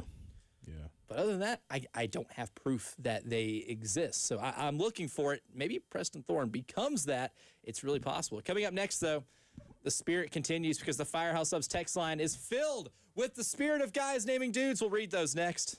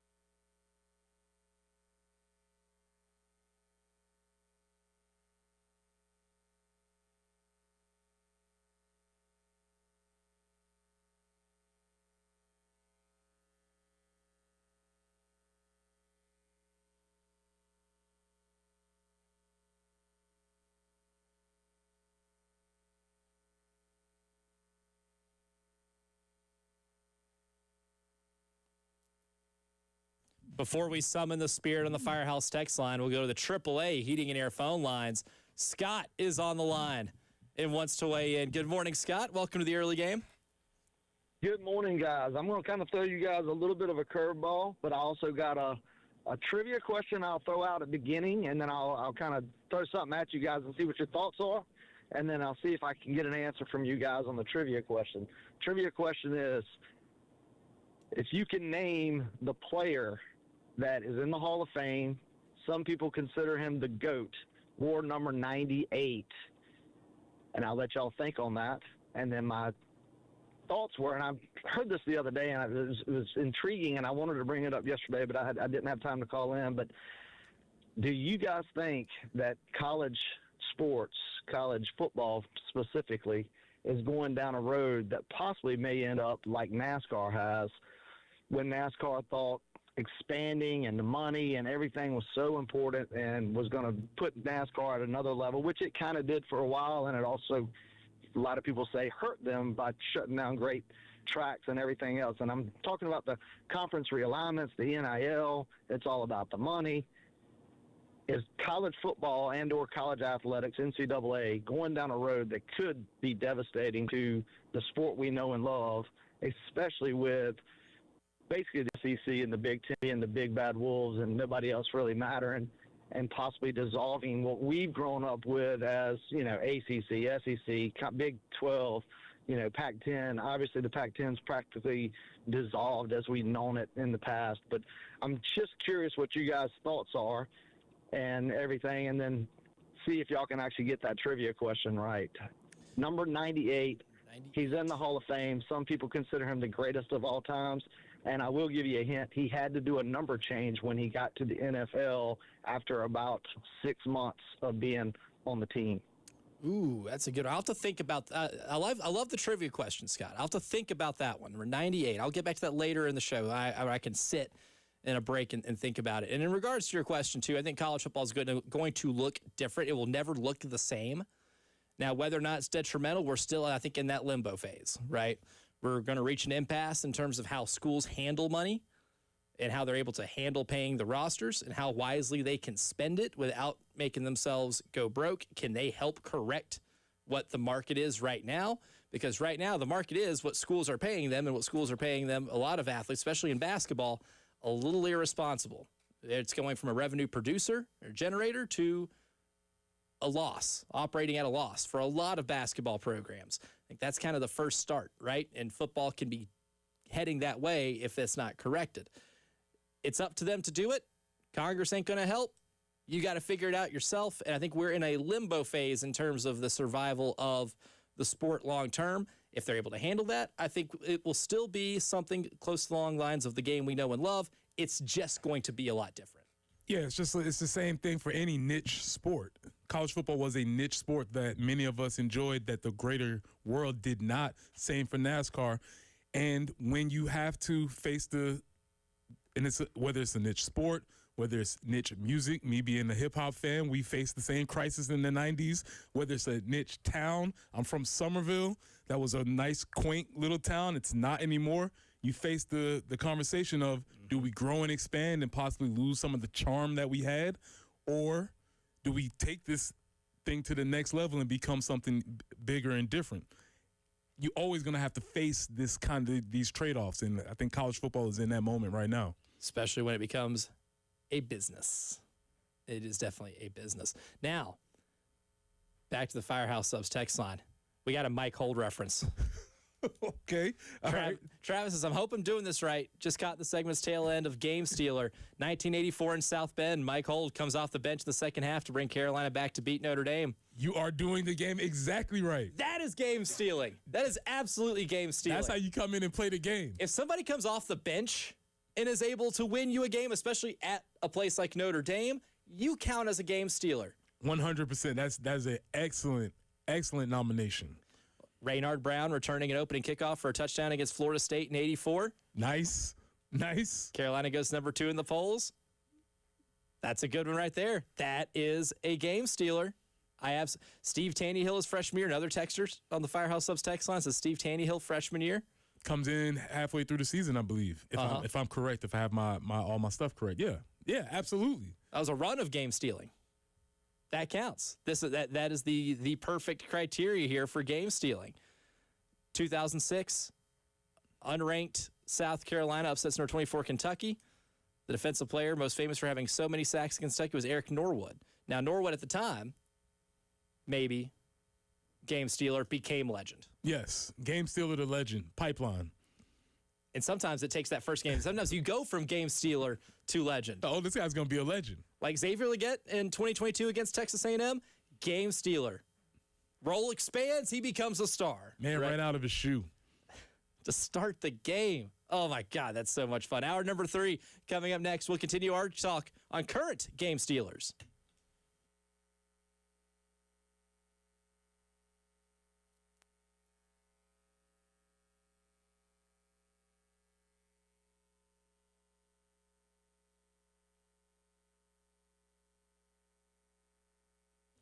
Look, it is miserably hot outside. And you know what? You may not feel like playing golf outdoors, which is where Pro Swing comes in. It is the ultimate indoor golf experience. And it's air conditioned. It's the best part. And there's over 300 plus courses that you can play at on their Golf Zone simulators. Whether it's the Forest Acres location or the Chapin location, there's a spot near you. And I highly recommend going in and taking advantage of it. It's more than just getting a round of golf in on those simulators too and enjoying the refreshments, all the TVs there at Pro Swing. You can also improve your golf game. One of my favorite things about Pro Swing is the ability to improve and build upon your golf game in general, because if you're not sure lessons are for you, you can take advantage of their free summer-long 30-minute swing evaluations. You can meet with the David Ledbetter certified instructors, get a one-on-one evaluation on your swing, take your game to the next level, and enjoy those Golf Zone simulators over at Pro Swing. Go to ProSwingColumbia.com online for more.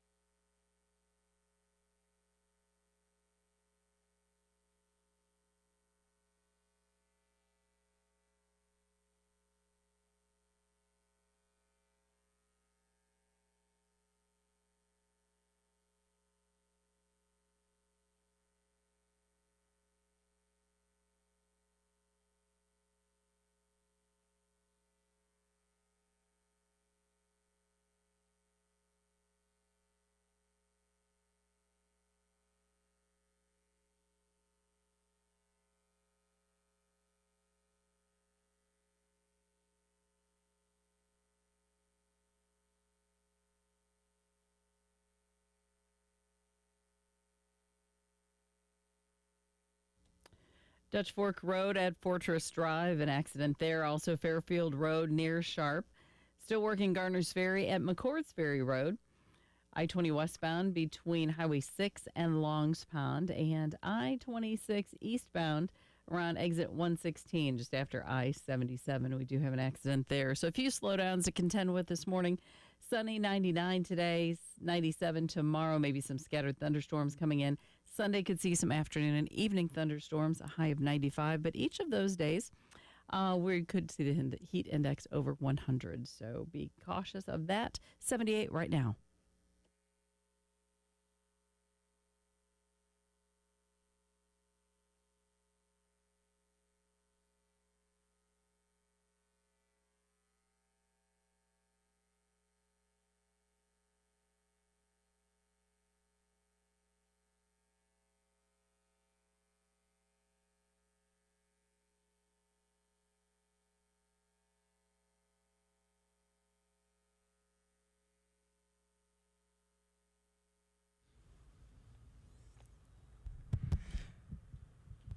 The early game, third and long hour, starts right now. I'm Elijah Campbell. He's Preston Thorne, most famous Northeast Columbia resident.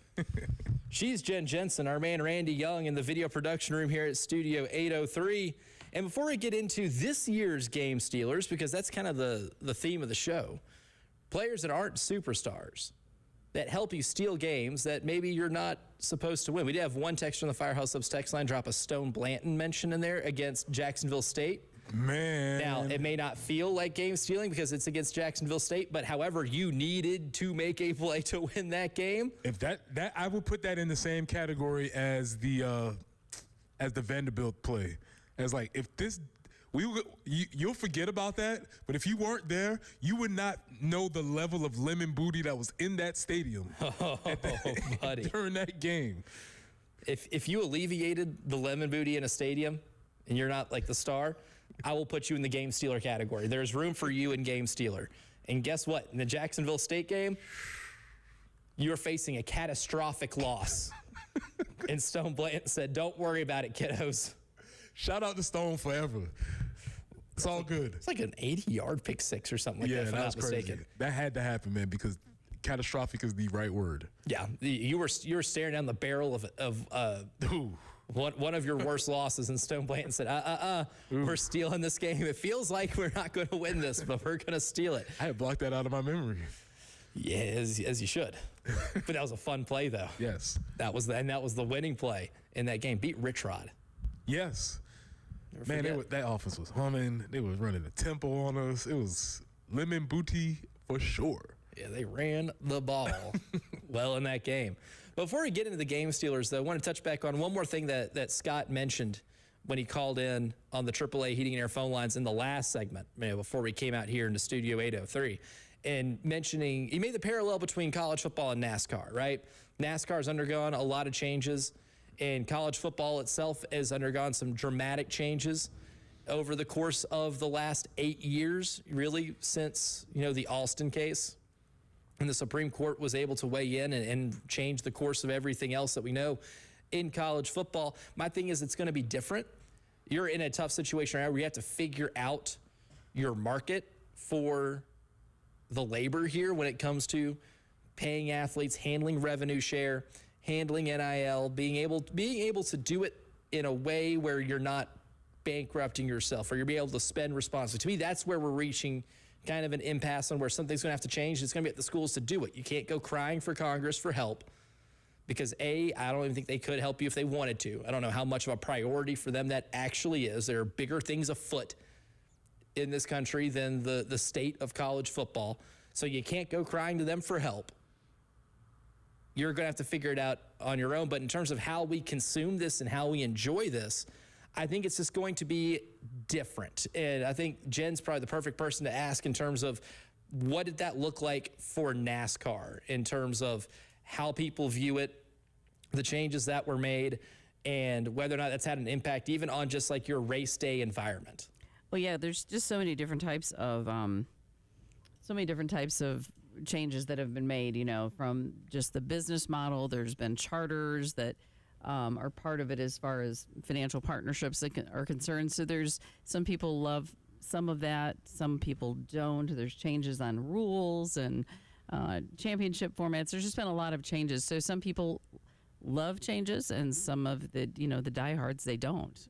So but you feel like you have to evolve and grow to bring in new fans, like in other sports as well, because maybe you just need a bit different hooks, to really get people engaged in some of the sports. So I think in most sports, but especially in NASCAR, I think they're trying to try different things. How can we get extra people in without running off our base? And I think that's always the question, right? There's always this, because when you are a fan of a thing and it feels like it's yours, you want it to grow and expand, but also with that growth and expansion, you might lose some of the charm or the soul of the thing that you really enjoyed. And I think that is the conversation that maybe Scott was leading to about college football. But I mean, the numbers keep going up. The stadiums are still bringing people in. The revenue is still pouring in. I think as a consumer, you just have to be like, appreciate the old days, and then accept the new paradigm. As I said, I mean, it immediately just brought to mind.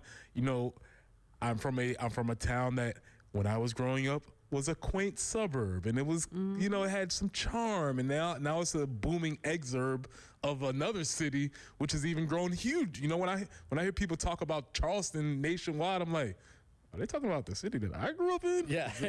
You're not pointing at yourself. Are you talking to me? Talking about us. I appreciate what it was. I accept what it is, and you can find some of those balance in between those two. Yeah, even there's change that I don't like. And if we get to a 2014 playoff, we'll get to that later in this hour too, because there's some parallels with what's happening with the World Cup, and its expansion has been a success. Does that equate to college football and its playoff? I don't love it. I can accept that it's going to be that one day. That is where we're going to get to, and I want to find ways to still enjoy it, even if I'm not enjoying it the same way I used to. You don't enjoy it the same way, but even I think this conversation that we're having about the game stealers, you see the passion ignited. You see people thinking about games they remember. We're talking about Stone Blanton. We're talking about Jason Brown. These are guys who came, went, NIL. That doesn't mean that they didn't have a spot in your fandom. There's still a spot for them in your fandom. Stone Blanton transferred out after that season, but you're always going to remember him for stealing the Jacksonville State game. Appreciate you. Which is a very specific spot in Gamecock lore. You helped avoid a disastrous loss at Willie B. And the only time I think we can ever say game stealer and Jacksonville State in the same sentence is with Stone Blanton in it. Right. And then when we get to game stealers too, kind of the whole theme of the day, who are the game stealers for South Carolina? I look at games you're going to have to steal, right? Where you're going to have to put on the ski mask and you're going to have to hold somebody up and you're going to have to come away with a bag. I'm looking at the game at Alabama, last game in September. I'm looking at the Oklahoma game on Halloween in Norman. I'm looking at the first game in November against Texas A&M at home. And I'm looking at that penultimate game of your regular season against Georgia. Penultimate. Winner. Enhancing your vocabulary makes me feel so smart. But those are the four games right there where I can almost guarantee you're going to be an underdog, right? Because those are four teams that were in the college football playoff last year. All four of those teams have high expectations again this year. Those are going to be the four toughest games on the schedule. You're going to have to be able to steal one of them. My criteria is if you want to have a successful season that you feel great about, you have to steal one of those games. Who are the players that aren't, I will say we can exclude your three main stars that have the most name recognition, your Nick Harbors, your Lenore Sellers, Dylan Stewart. Who are the other guys that's going to have to play a pivotal role in stealing one of those games and has the ability to? Well, the person that we agreed on was Vakari Swain. Number one. We both said Vakari Swain, and the reason why I said Vakari Swain was because he has an ability to affect the game in multiple ways. Special teams, on defense, he can have, maybe there might be an interception. He's used in the cornerback blitz a lot. Run support, he is somebody who is very versatile, and I can see a game where he dramatically affects the outcome of a game in multiple ways. And so for me, he's somebody who has the potential years down the road, we're calling it the Vakari Swain game. That can happen. Oh, he almost did it against Texas A&M last year. Remember, Marcel Reed and A&M, they're driving down the field in the first half. I think it was their last drive of the first half. And Vakari Swain picks off Marcel Reed in the end zone. Texas A&M and Marcel Reed are on the schedule again this year. That's one of the four games I have dubbed as a game you have to steal. That familiarity can help. You pick off passes. I love what you mentioned about the corner blitzes, too. I think Vakari Swain is one of the more underrated players when it comes to a corner blitz because he might not be physically imposing, but he's incredibly fast. Fast enough to where you could disguise a corner blitz. You know, sometimes if you watch it, you can almost telegraph a corner blitz coming because that defensive back needs a step or two before they can make that shoot towards the quarterback. Might not have to as much with Vicari Swain because he is so fast and he is so twitchy that it's going to be hard to catch him off the edge. If he's got a full head of steam, he's going to be able to run by somebody and impact the pocket. We'll do football 101 a lot as we get closer to the season, but if you see Vicari Swain lined up into the boundary, which is the short side of the field, be on alert because there's a chance he could be coming on a cornerback blitz. And Clayton White's not afraid to dial those up. He'll pull it. All. He will definitely do it. So Vicari Swain, to me, just and for the exact same reasons too, the fact that he can steal a game in so many different ways, it makes him the perfect candidate to be a game stealer in a game against the offenses you're going to face, especially the more suspect ones. Oklahoma, potentially suspect offense. Alabama, that's all dependent on how good Keelan Russell is as a full-time starter and how their offensive line holds up because they're having to replace some folks on the offensive line too. When it comes to other players, one that I didn't get to mention as much or elaborate on as much, and I think we have different ones at the wide receiver position. You had Jaden Sellers, I had Donovan Murph. For me, it's Donovan Murph now is a full off season. I watched Donovan Murph a lot in high school when he was at Irmo. Irmo is becoming a Division I college football factory, right? Shout out Coach Brand and the program he has helped build at Irmo. And Donovan Murph was one of those players too that when I went and covered a practice and you're watching him play and it's like, oh, this kid's incredible. Oh, he's just a sophomore. And I'm watching him like, oh, every school in the country is going to be fighting for that kid's services to play wide receiver. And he made some insane contested catches. He got himself wide open with regularity. He was one of those guys that I could just watch and say that even as an underclassman, he is the best football player on the field right now, playing against really good competition. Last year, you saw him have to kind of get eased into it because he did reclassify. Well, now he is the age of a traditional college freshman, but with college football experience already.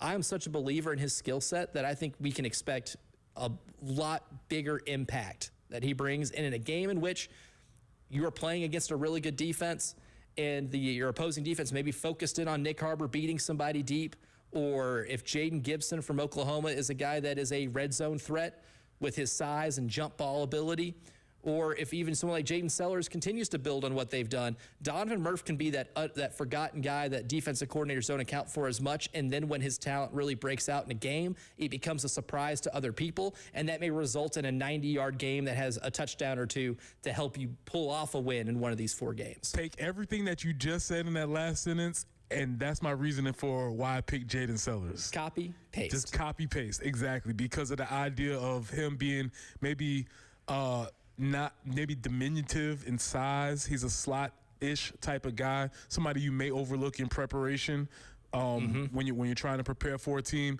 somebody who has the ability to make something out of nothing as far as the yards after catch is concerned. Definitely got that yak.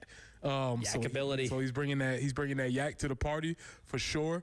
So he's also somebody that there's a potential, and also I think because of all of that surrounding, there's a potential in the future where it's like the Sellers game, not that one. The other Sellers game, right? The brothers Sellers or something like that. Something like that is potential, and much like Donovan Murph, you have to state that this guy did not play much at the beginning of the season. It was when there was a coaching change, and his coach, who recognized his ability, took over the play calling. All of a sudden, where has he been? Yeah, you're like, oh, you have a weapon here that's just kind of been hiding in plain sight all season. So I expect to see more of that this year. Absolutely. And when it comes to Shane Beamer's pedigree as a head coach at South Carolina, there have been some game-stealing tendencies. But what are those tendencies, and where does he kind of fall in the Golden Boy coach theory? We'll discuss Shane Beamer's tenure and his game-stealing ability as a head coach next year on the Early Game.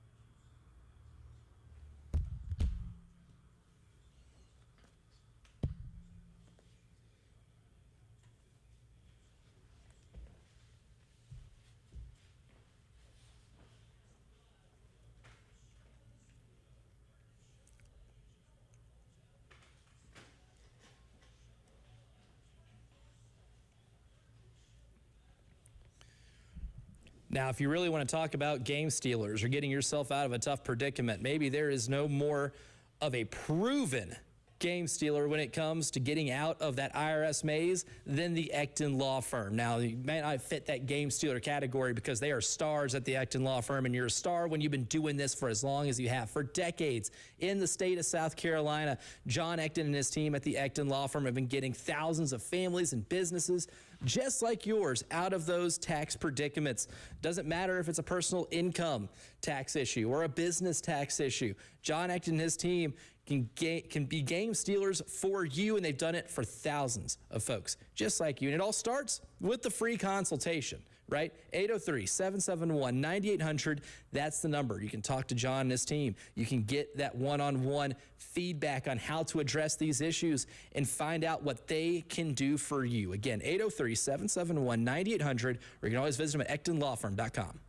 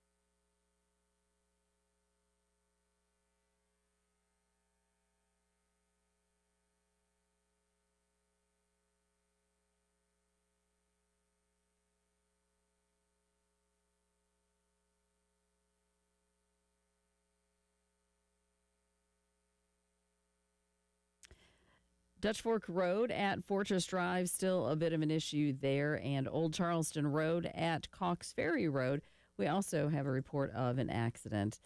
Forecast-wise, yep, it's going to be hot and humid for the next several days. 99, 97 today and tomorrow. Heat index over 100, of course. Could be up as far as 105, 108, somewhere in there. Sunny today. Scattered thunderstorms likely tomorrow. Afternoon and evening thunderstorms on Sunday, high of 95. Few clouds rolling in right now. It is 80.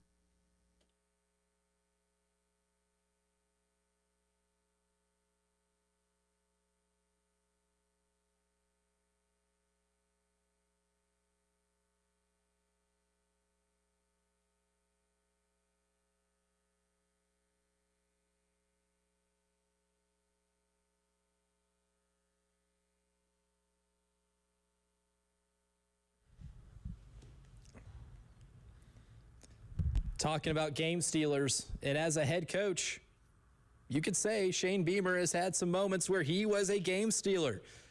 What's the first example that comes to your mind, Preston Thorne? Tennessee game. 100%. In a game in which you follow up a 6-point performance at the Swamp with a 63-point offensive performance against a top 5 team that is fighting for a spot in a 4-team college football playoff. Yeah, you stole it. You stole it in impressive fashion, too. Josh Vann in that game, impressive game stealer. 2 catches for 2 touchdowns. That game had plenty of game stealers in it.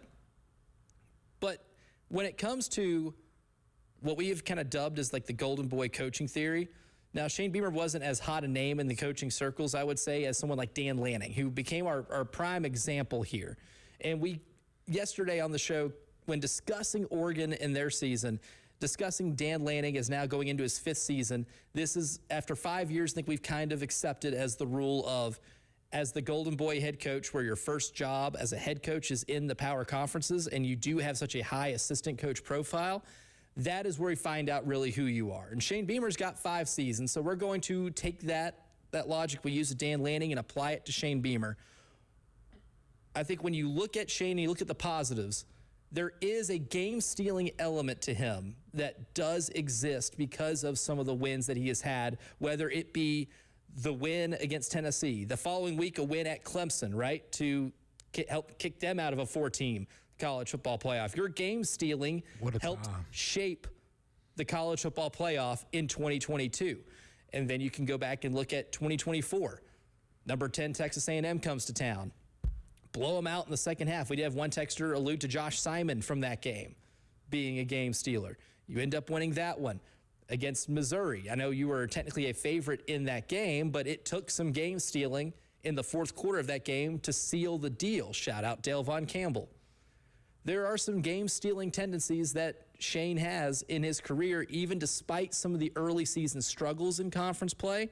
But what about Shane do you think gives him that ability, and what was missing in that regard last season when you had an ability to steal a game in College Station against Texas A&M, had a 30-3 lead, and end up finding a way to lose it late? There were 3, as you were saying, I'm thinking of 3 opportunities. Alabama game. That was another one, yep. Alabama. Texas A&M, and even finishing off Clemson. There were chances that they just were not able to get over the hump for whatever the reasons were. But I think Shane has an ability to keep the team together. There's a very healthy culture over there. It seems as if you look at the records, doesn't start off well. We'll get to that in a second. But the teams always end the season. You can be assured that the teams will end the season playing hard, playing for each other, and regardless of what their record is prior to that. Mm-hmm. And so I do think the ability to end seasons is something that Shane has a unique skill as a coach. I think game stealing at a place like South Carolina, where your place in the hierarchy in the SEC isn't going to be traditionally at the top of it, and you are going to be tasked with having to play some of those traditional powerhouses on a year-in, year-out basis.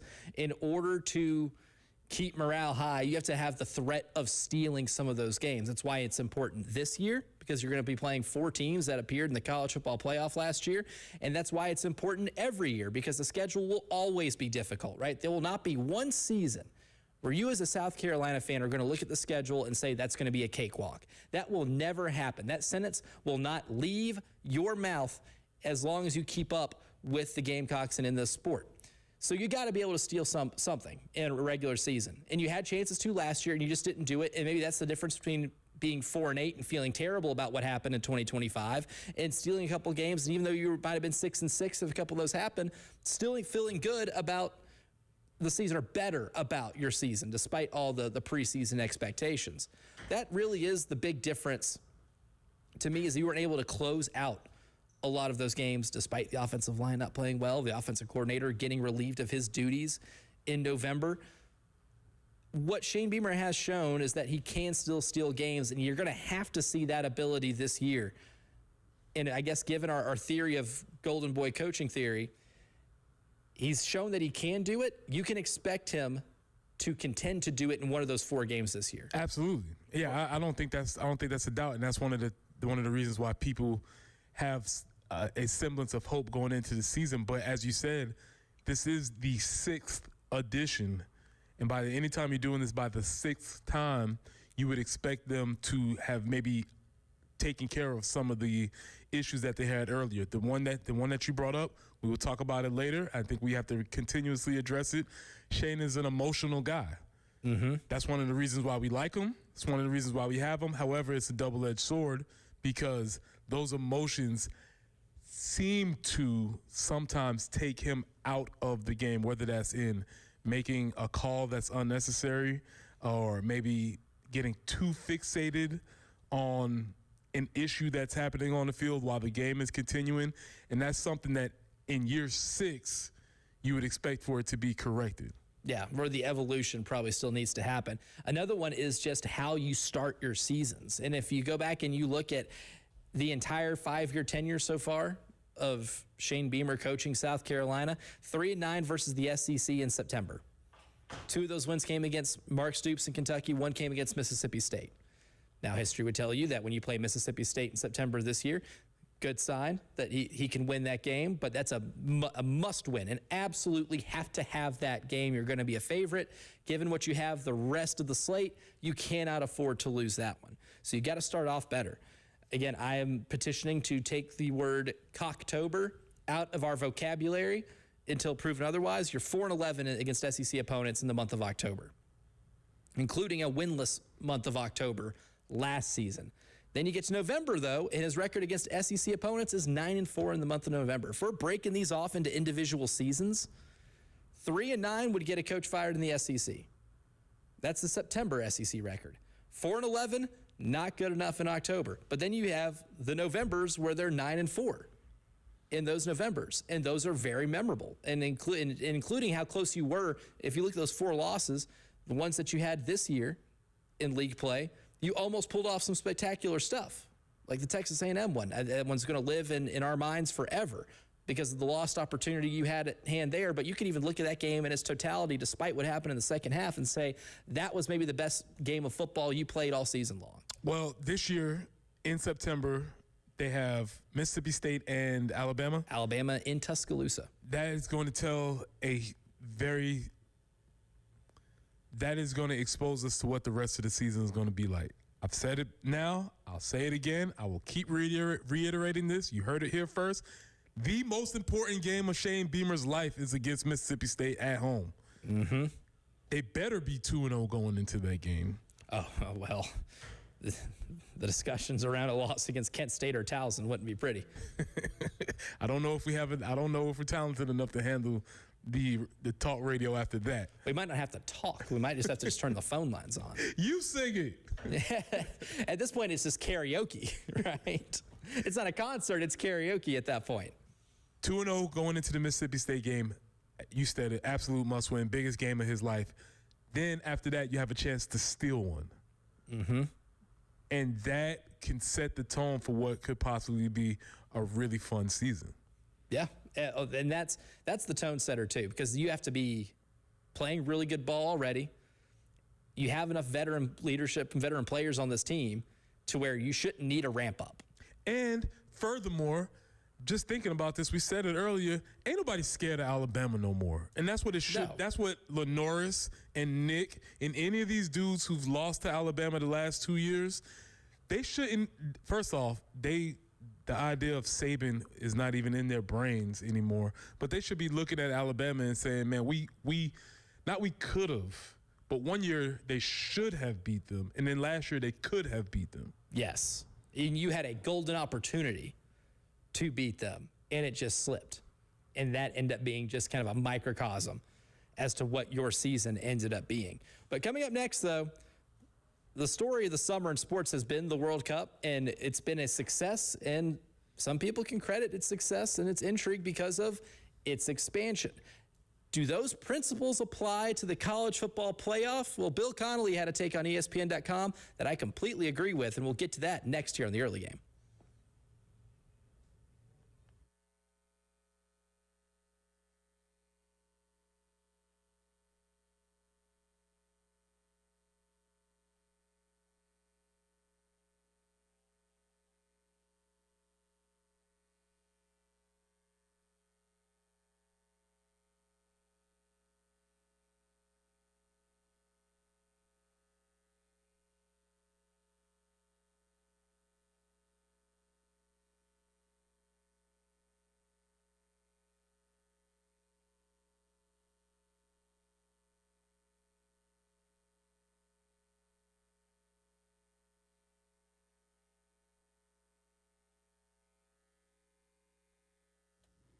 Hey, it's Jen for CHW Cabinetry in Lexington, a locally owned business that we had such a great working relationship with. We had a kitchen that was flooded and it was such a mess, had to completely take it down to the studs. A stressful time for us, but they sure made the process a whole bunch better. So we knew that when it came time to updating a couple of bathrooms, needed cabinetry, there was only one place to go, and they helped us figure out exactly what we needed in each one of those scenarios.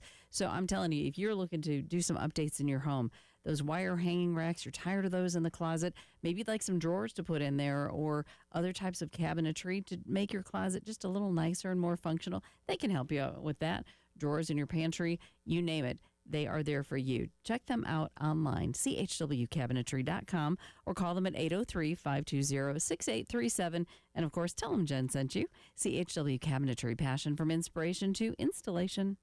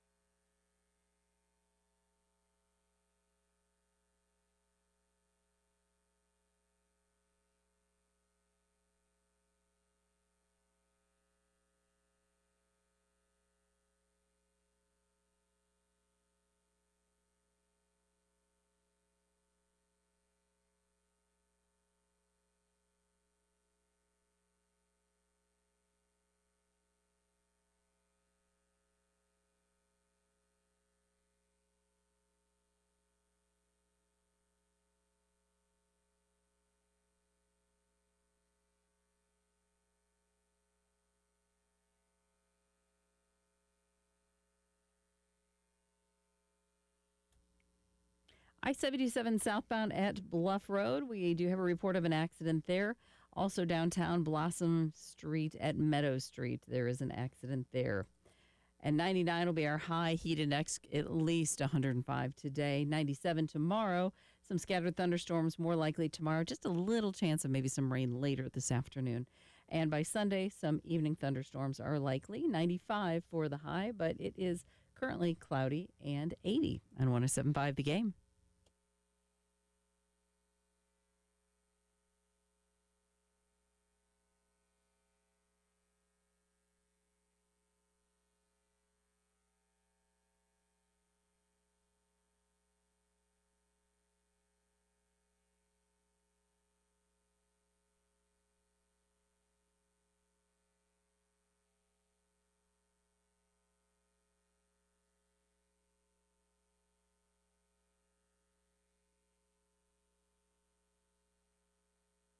The World Cup, not sponsored, has been an absolute success this summer. It has been a remarkable thing to watch. I'm going to miss it when it's gone after Sunday. Sunday's the championship game. It's been a long road, and it's been a lot of fun. And one of the reasons why it actually has been fun is because of expansion, is because of the storylines that you've gotten. Has it been a little funky figuring out which third-place teams in group play are actually going to get to advance? That made things a little complicated. Only for people who knew what it was before. Exactly. If you're just watching games, then who cares? It wasn't complicated for me because I didn't know any better. But you know what you enjoyed? Watching the Congo push England to the brink of elimination.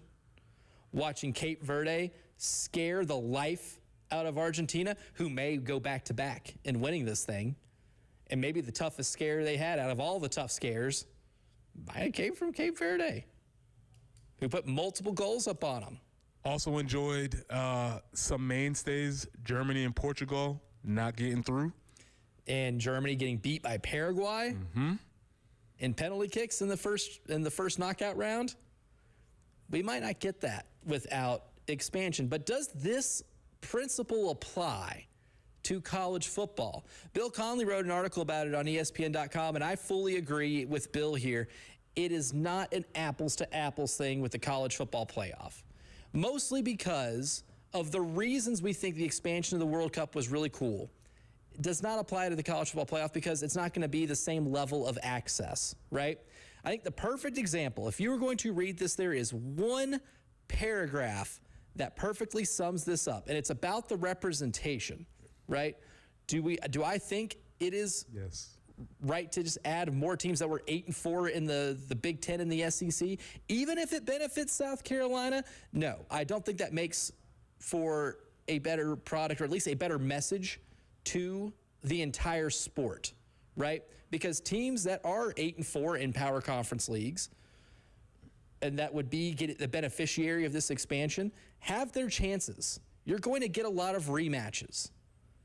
You're going to get a lot of retread football games.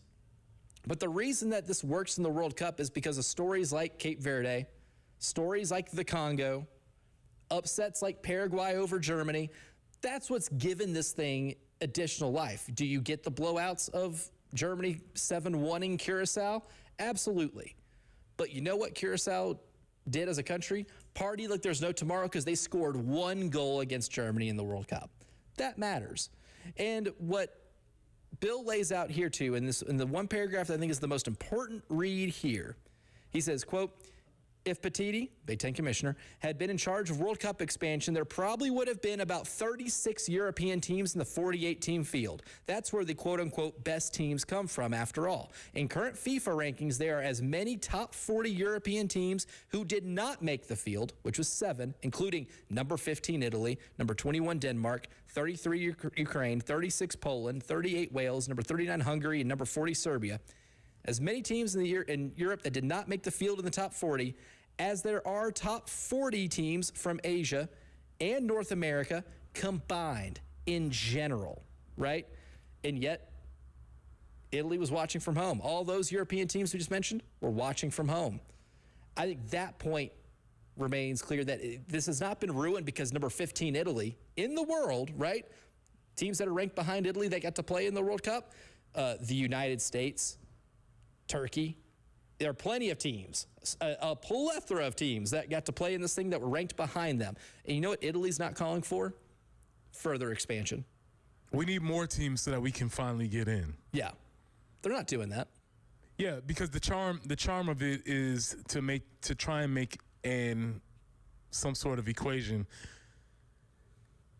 The European teams are like your SEC or Big Ten teams. Your right? UEFAs, yeah. Your African / Central South American Asian teams are more like your G5-esque type of teams, where them being invited to the dance is great for them. The fans are going to show up. The fans are excited about representation.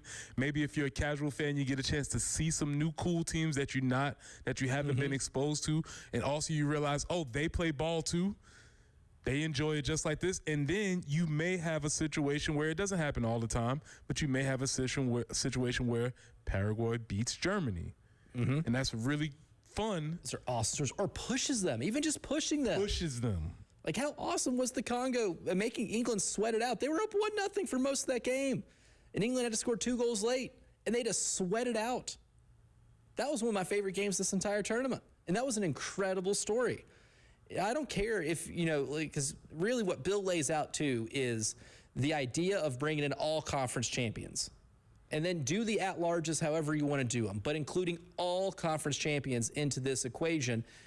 Who's to say if Kennesaw State pushed a team like, I'm trying to just think of an example here. Say Kennesaw State pushes a power conference champion. That alone would have been a fun game. And it's not, again, you're right. It's not going to happen every year. It will happen seldomly. However, there will be years in which it doesn't, and that's when it gets really fun. The access to, because the more we expand this thing and the more you exclude other conference champions, you're basically telling them their season doesn't matter.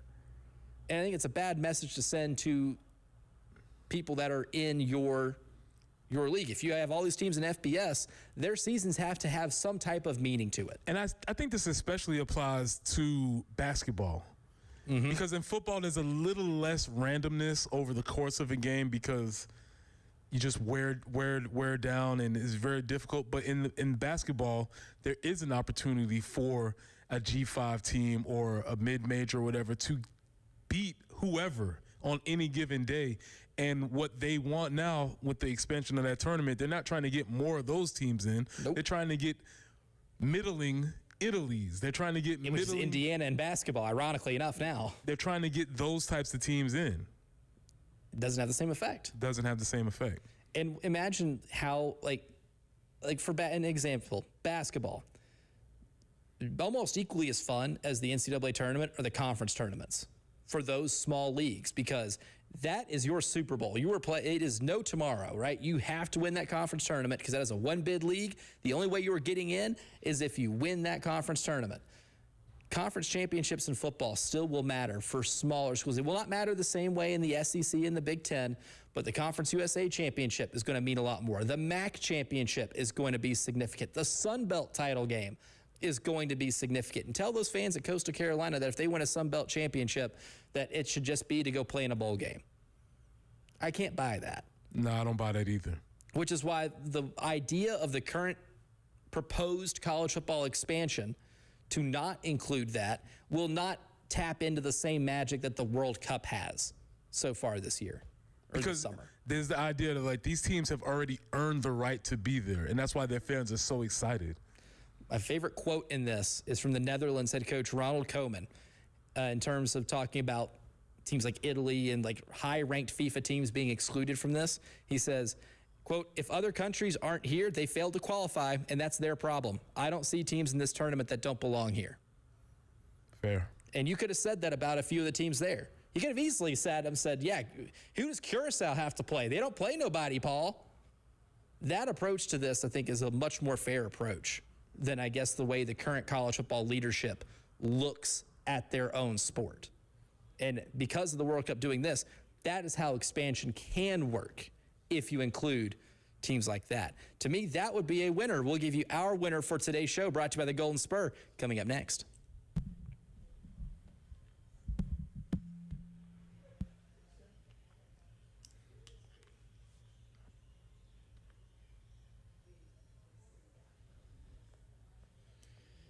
Is it? Is it?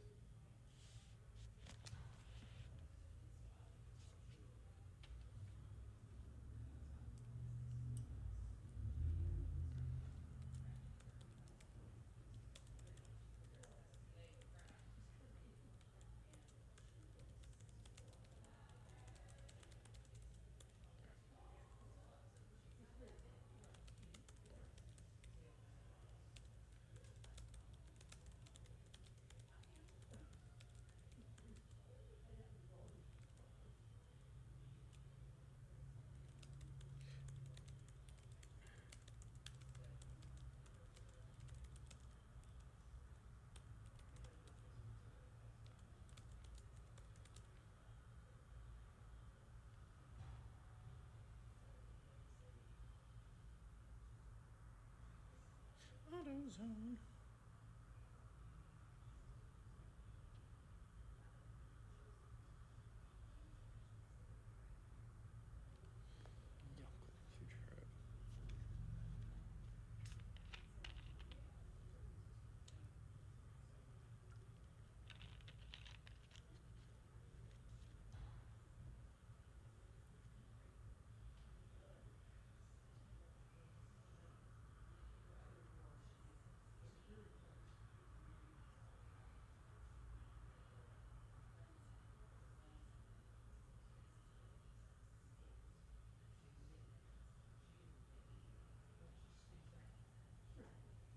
My read for the last segment.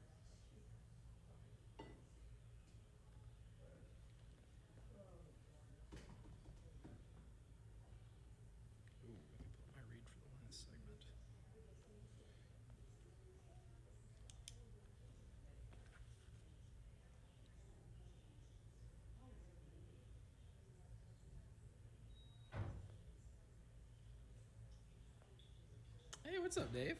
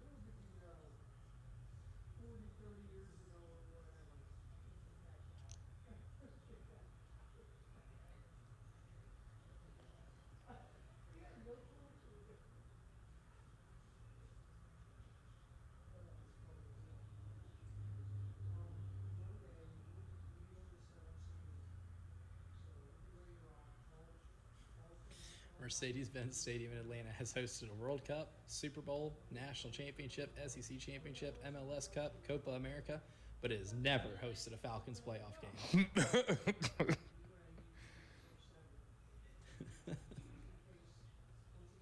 Tough look.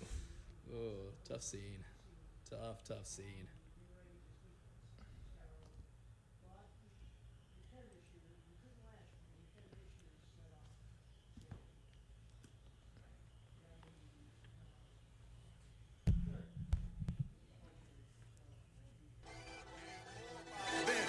That it is about the team.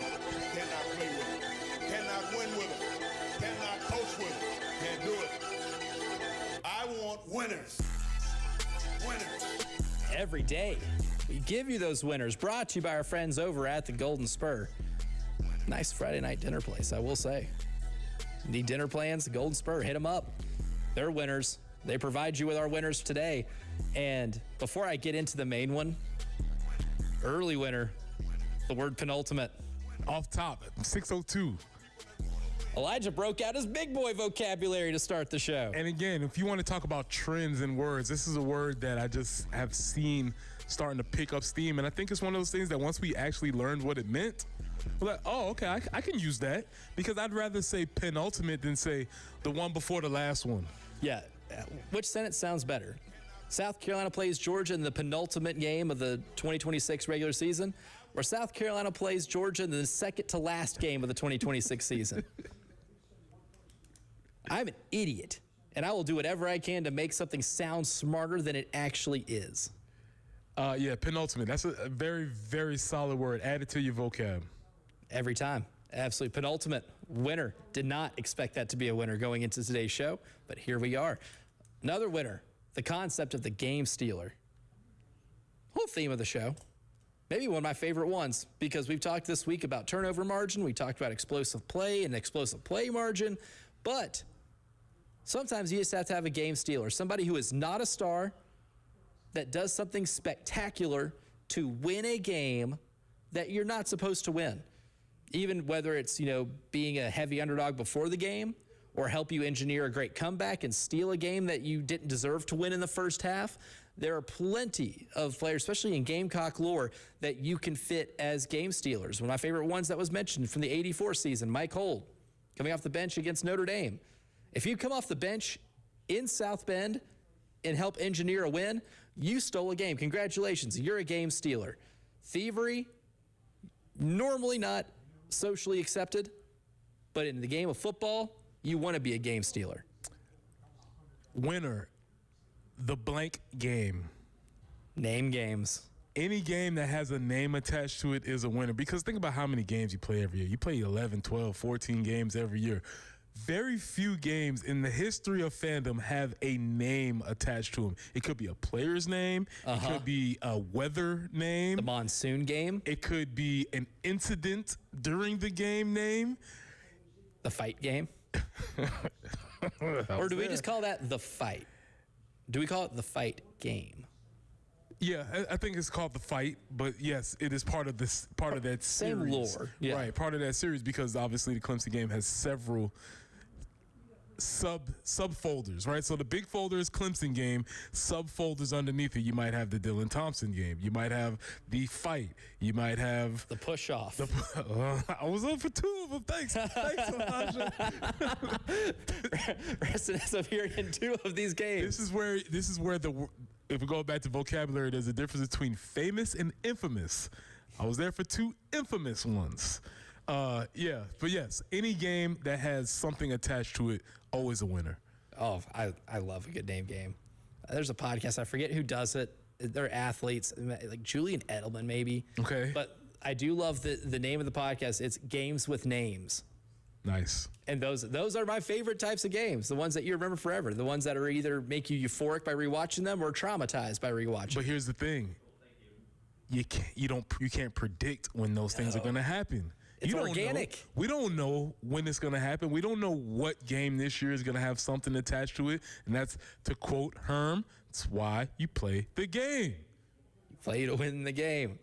And I think that's one of the reasons why I just get so excited for football season every year. So I know there's going to be one game this year that I will always remember. Every single game in my career covering a team for an entire season, whether it is at a school like MTSU, right?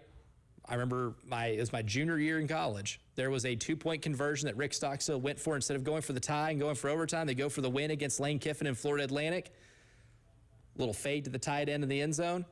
Touchdown. Or not touchdown, 2-point conversion. You win it. It's the 2-point conversion game, right? And that's the one that everybody there remembered it by. It was a big deal. South Carolina, every single year. Unfortunately, infamously, A&M last year was probably the one that to me is the most memorable.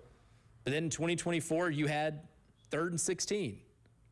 You had a few games, famous ones, not infamous, famous ones from that season. And the more we get closer to a football season, the more I do love thinking about the ones that I would not have been able to predict at the beginning of the year. Because it's so much prediction stuff when you get into the month of July, you get to media days and everything like that.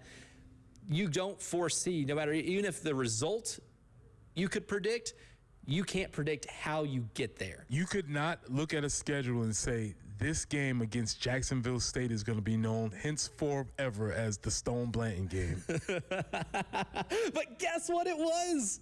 You never would have thought that Stone Blanton would be a game stealer against Jacksonville State. But that's the beauty of it. It's the beauty of what we do. It's the beauty of this wonderful sport and just sports in general. Games with names. I love it. That's a winner. Those are winners brought to you by the Golden Spur. Tyler Head and Jack Veltri, they're next. 9 a.m. to 12 p.m. Live from Pro Swing, 4708 Forest Drive. Go see the fellas over at Pro Swing. Hang out with them. They're next. They're winners. We'll see you again on Monday live from SEC Media Days in Tampa.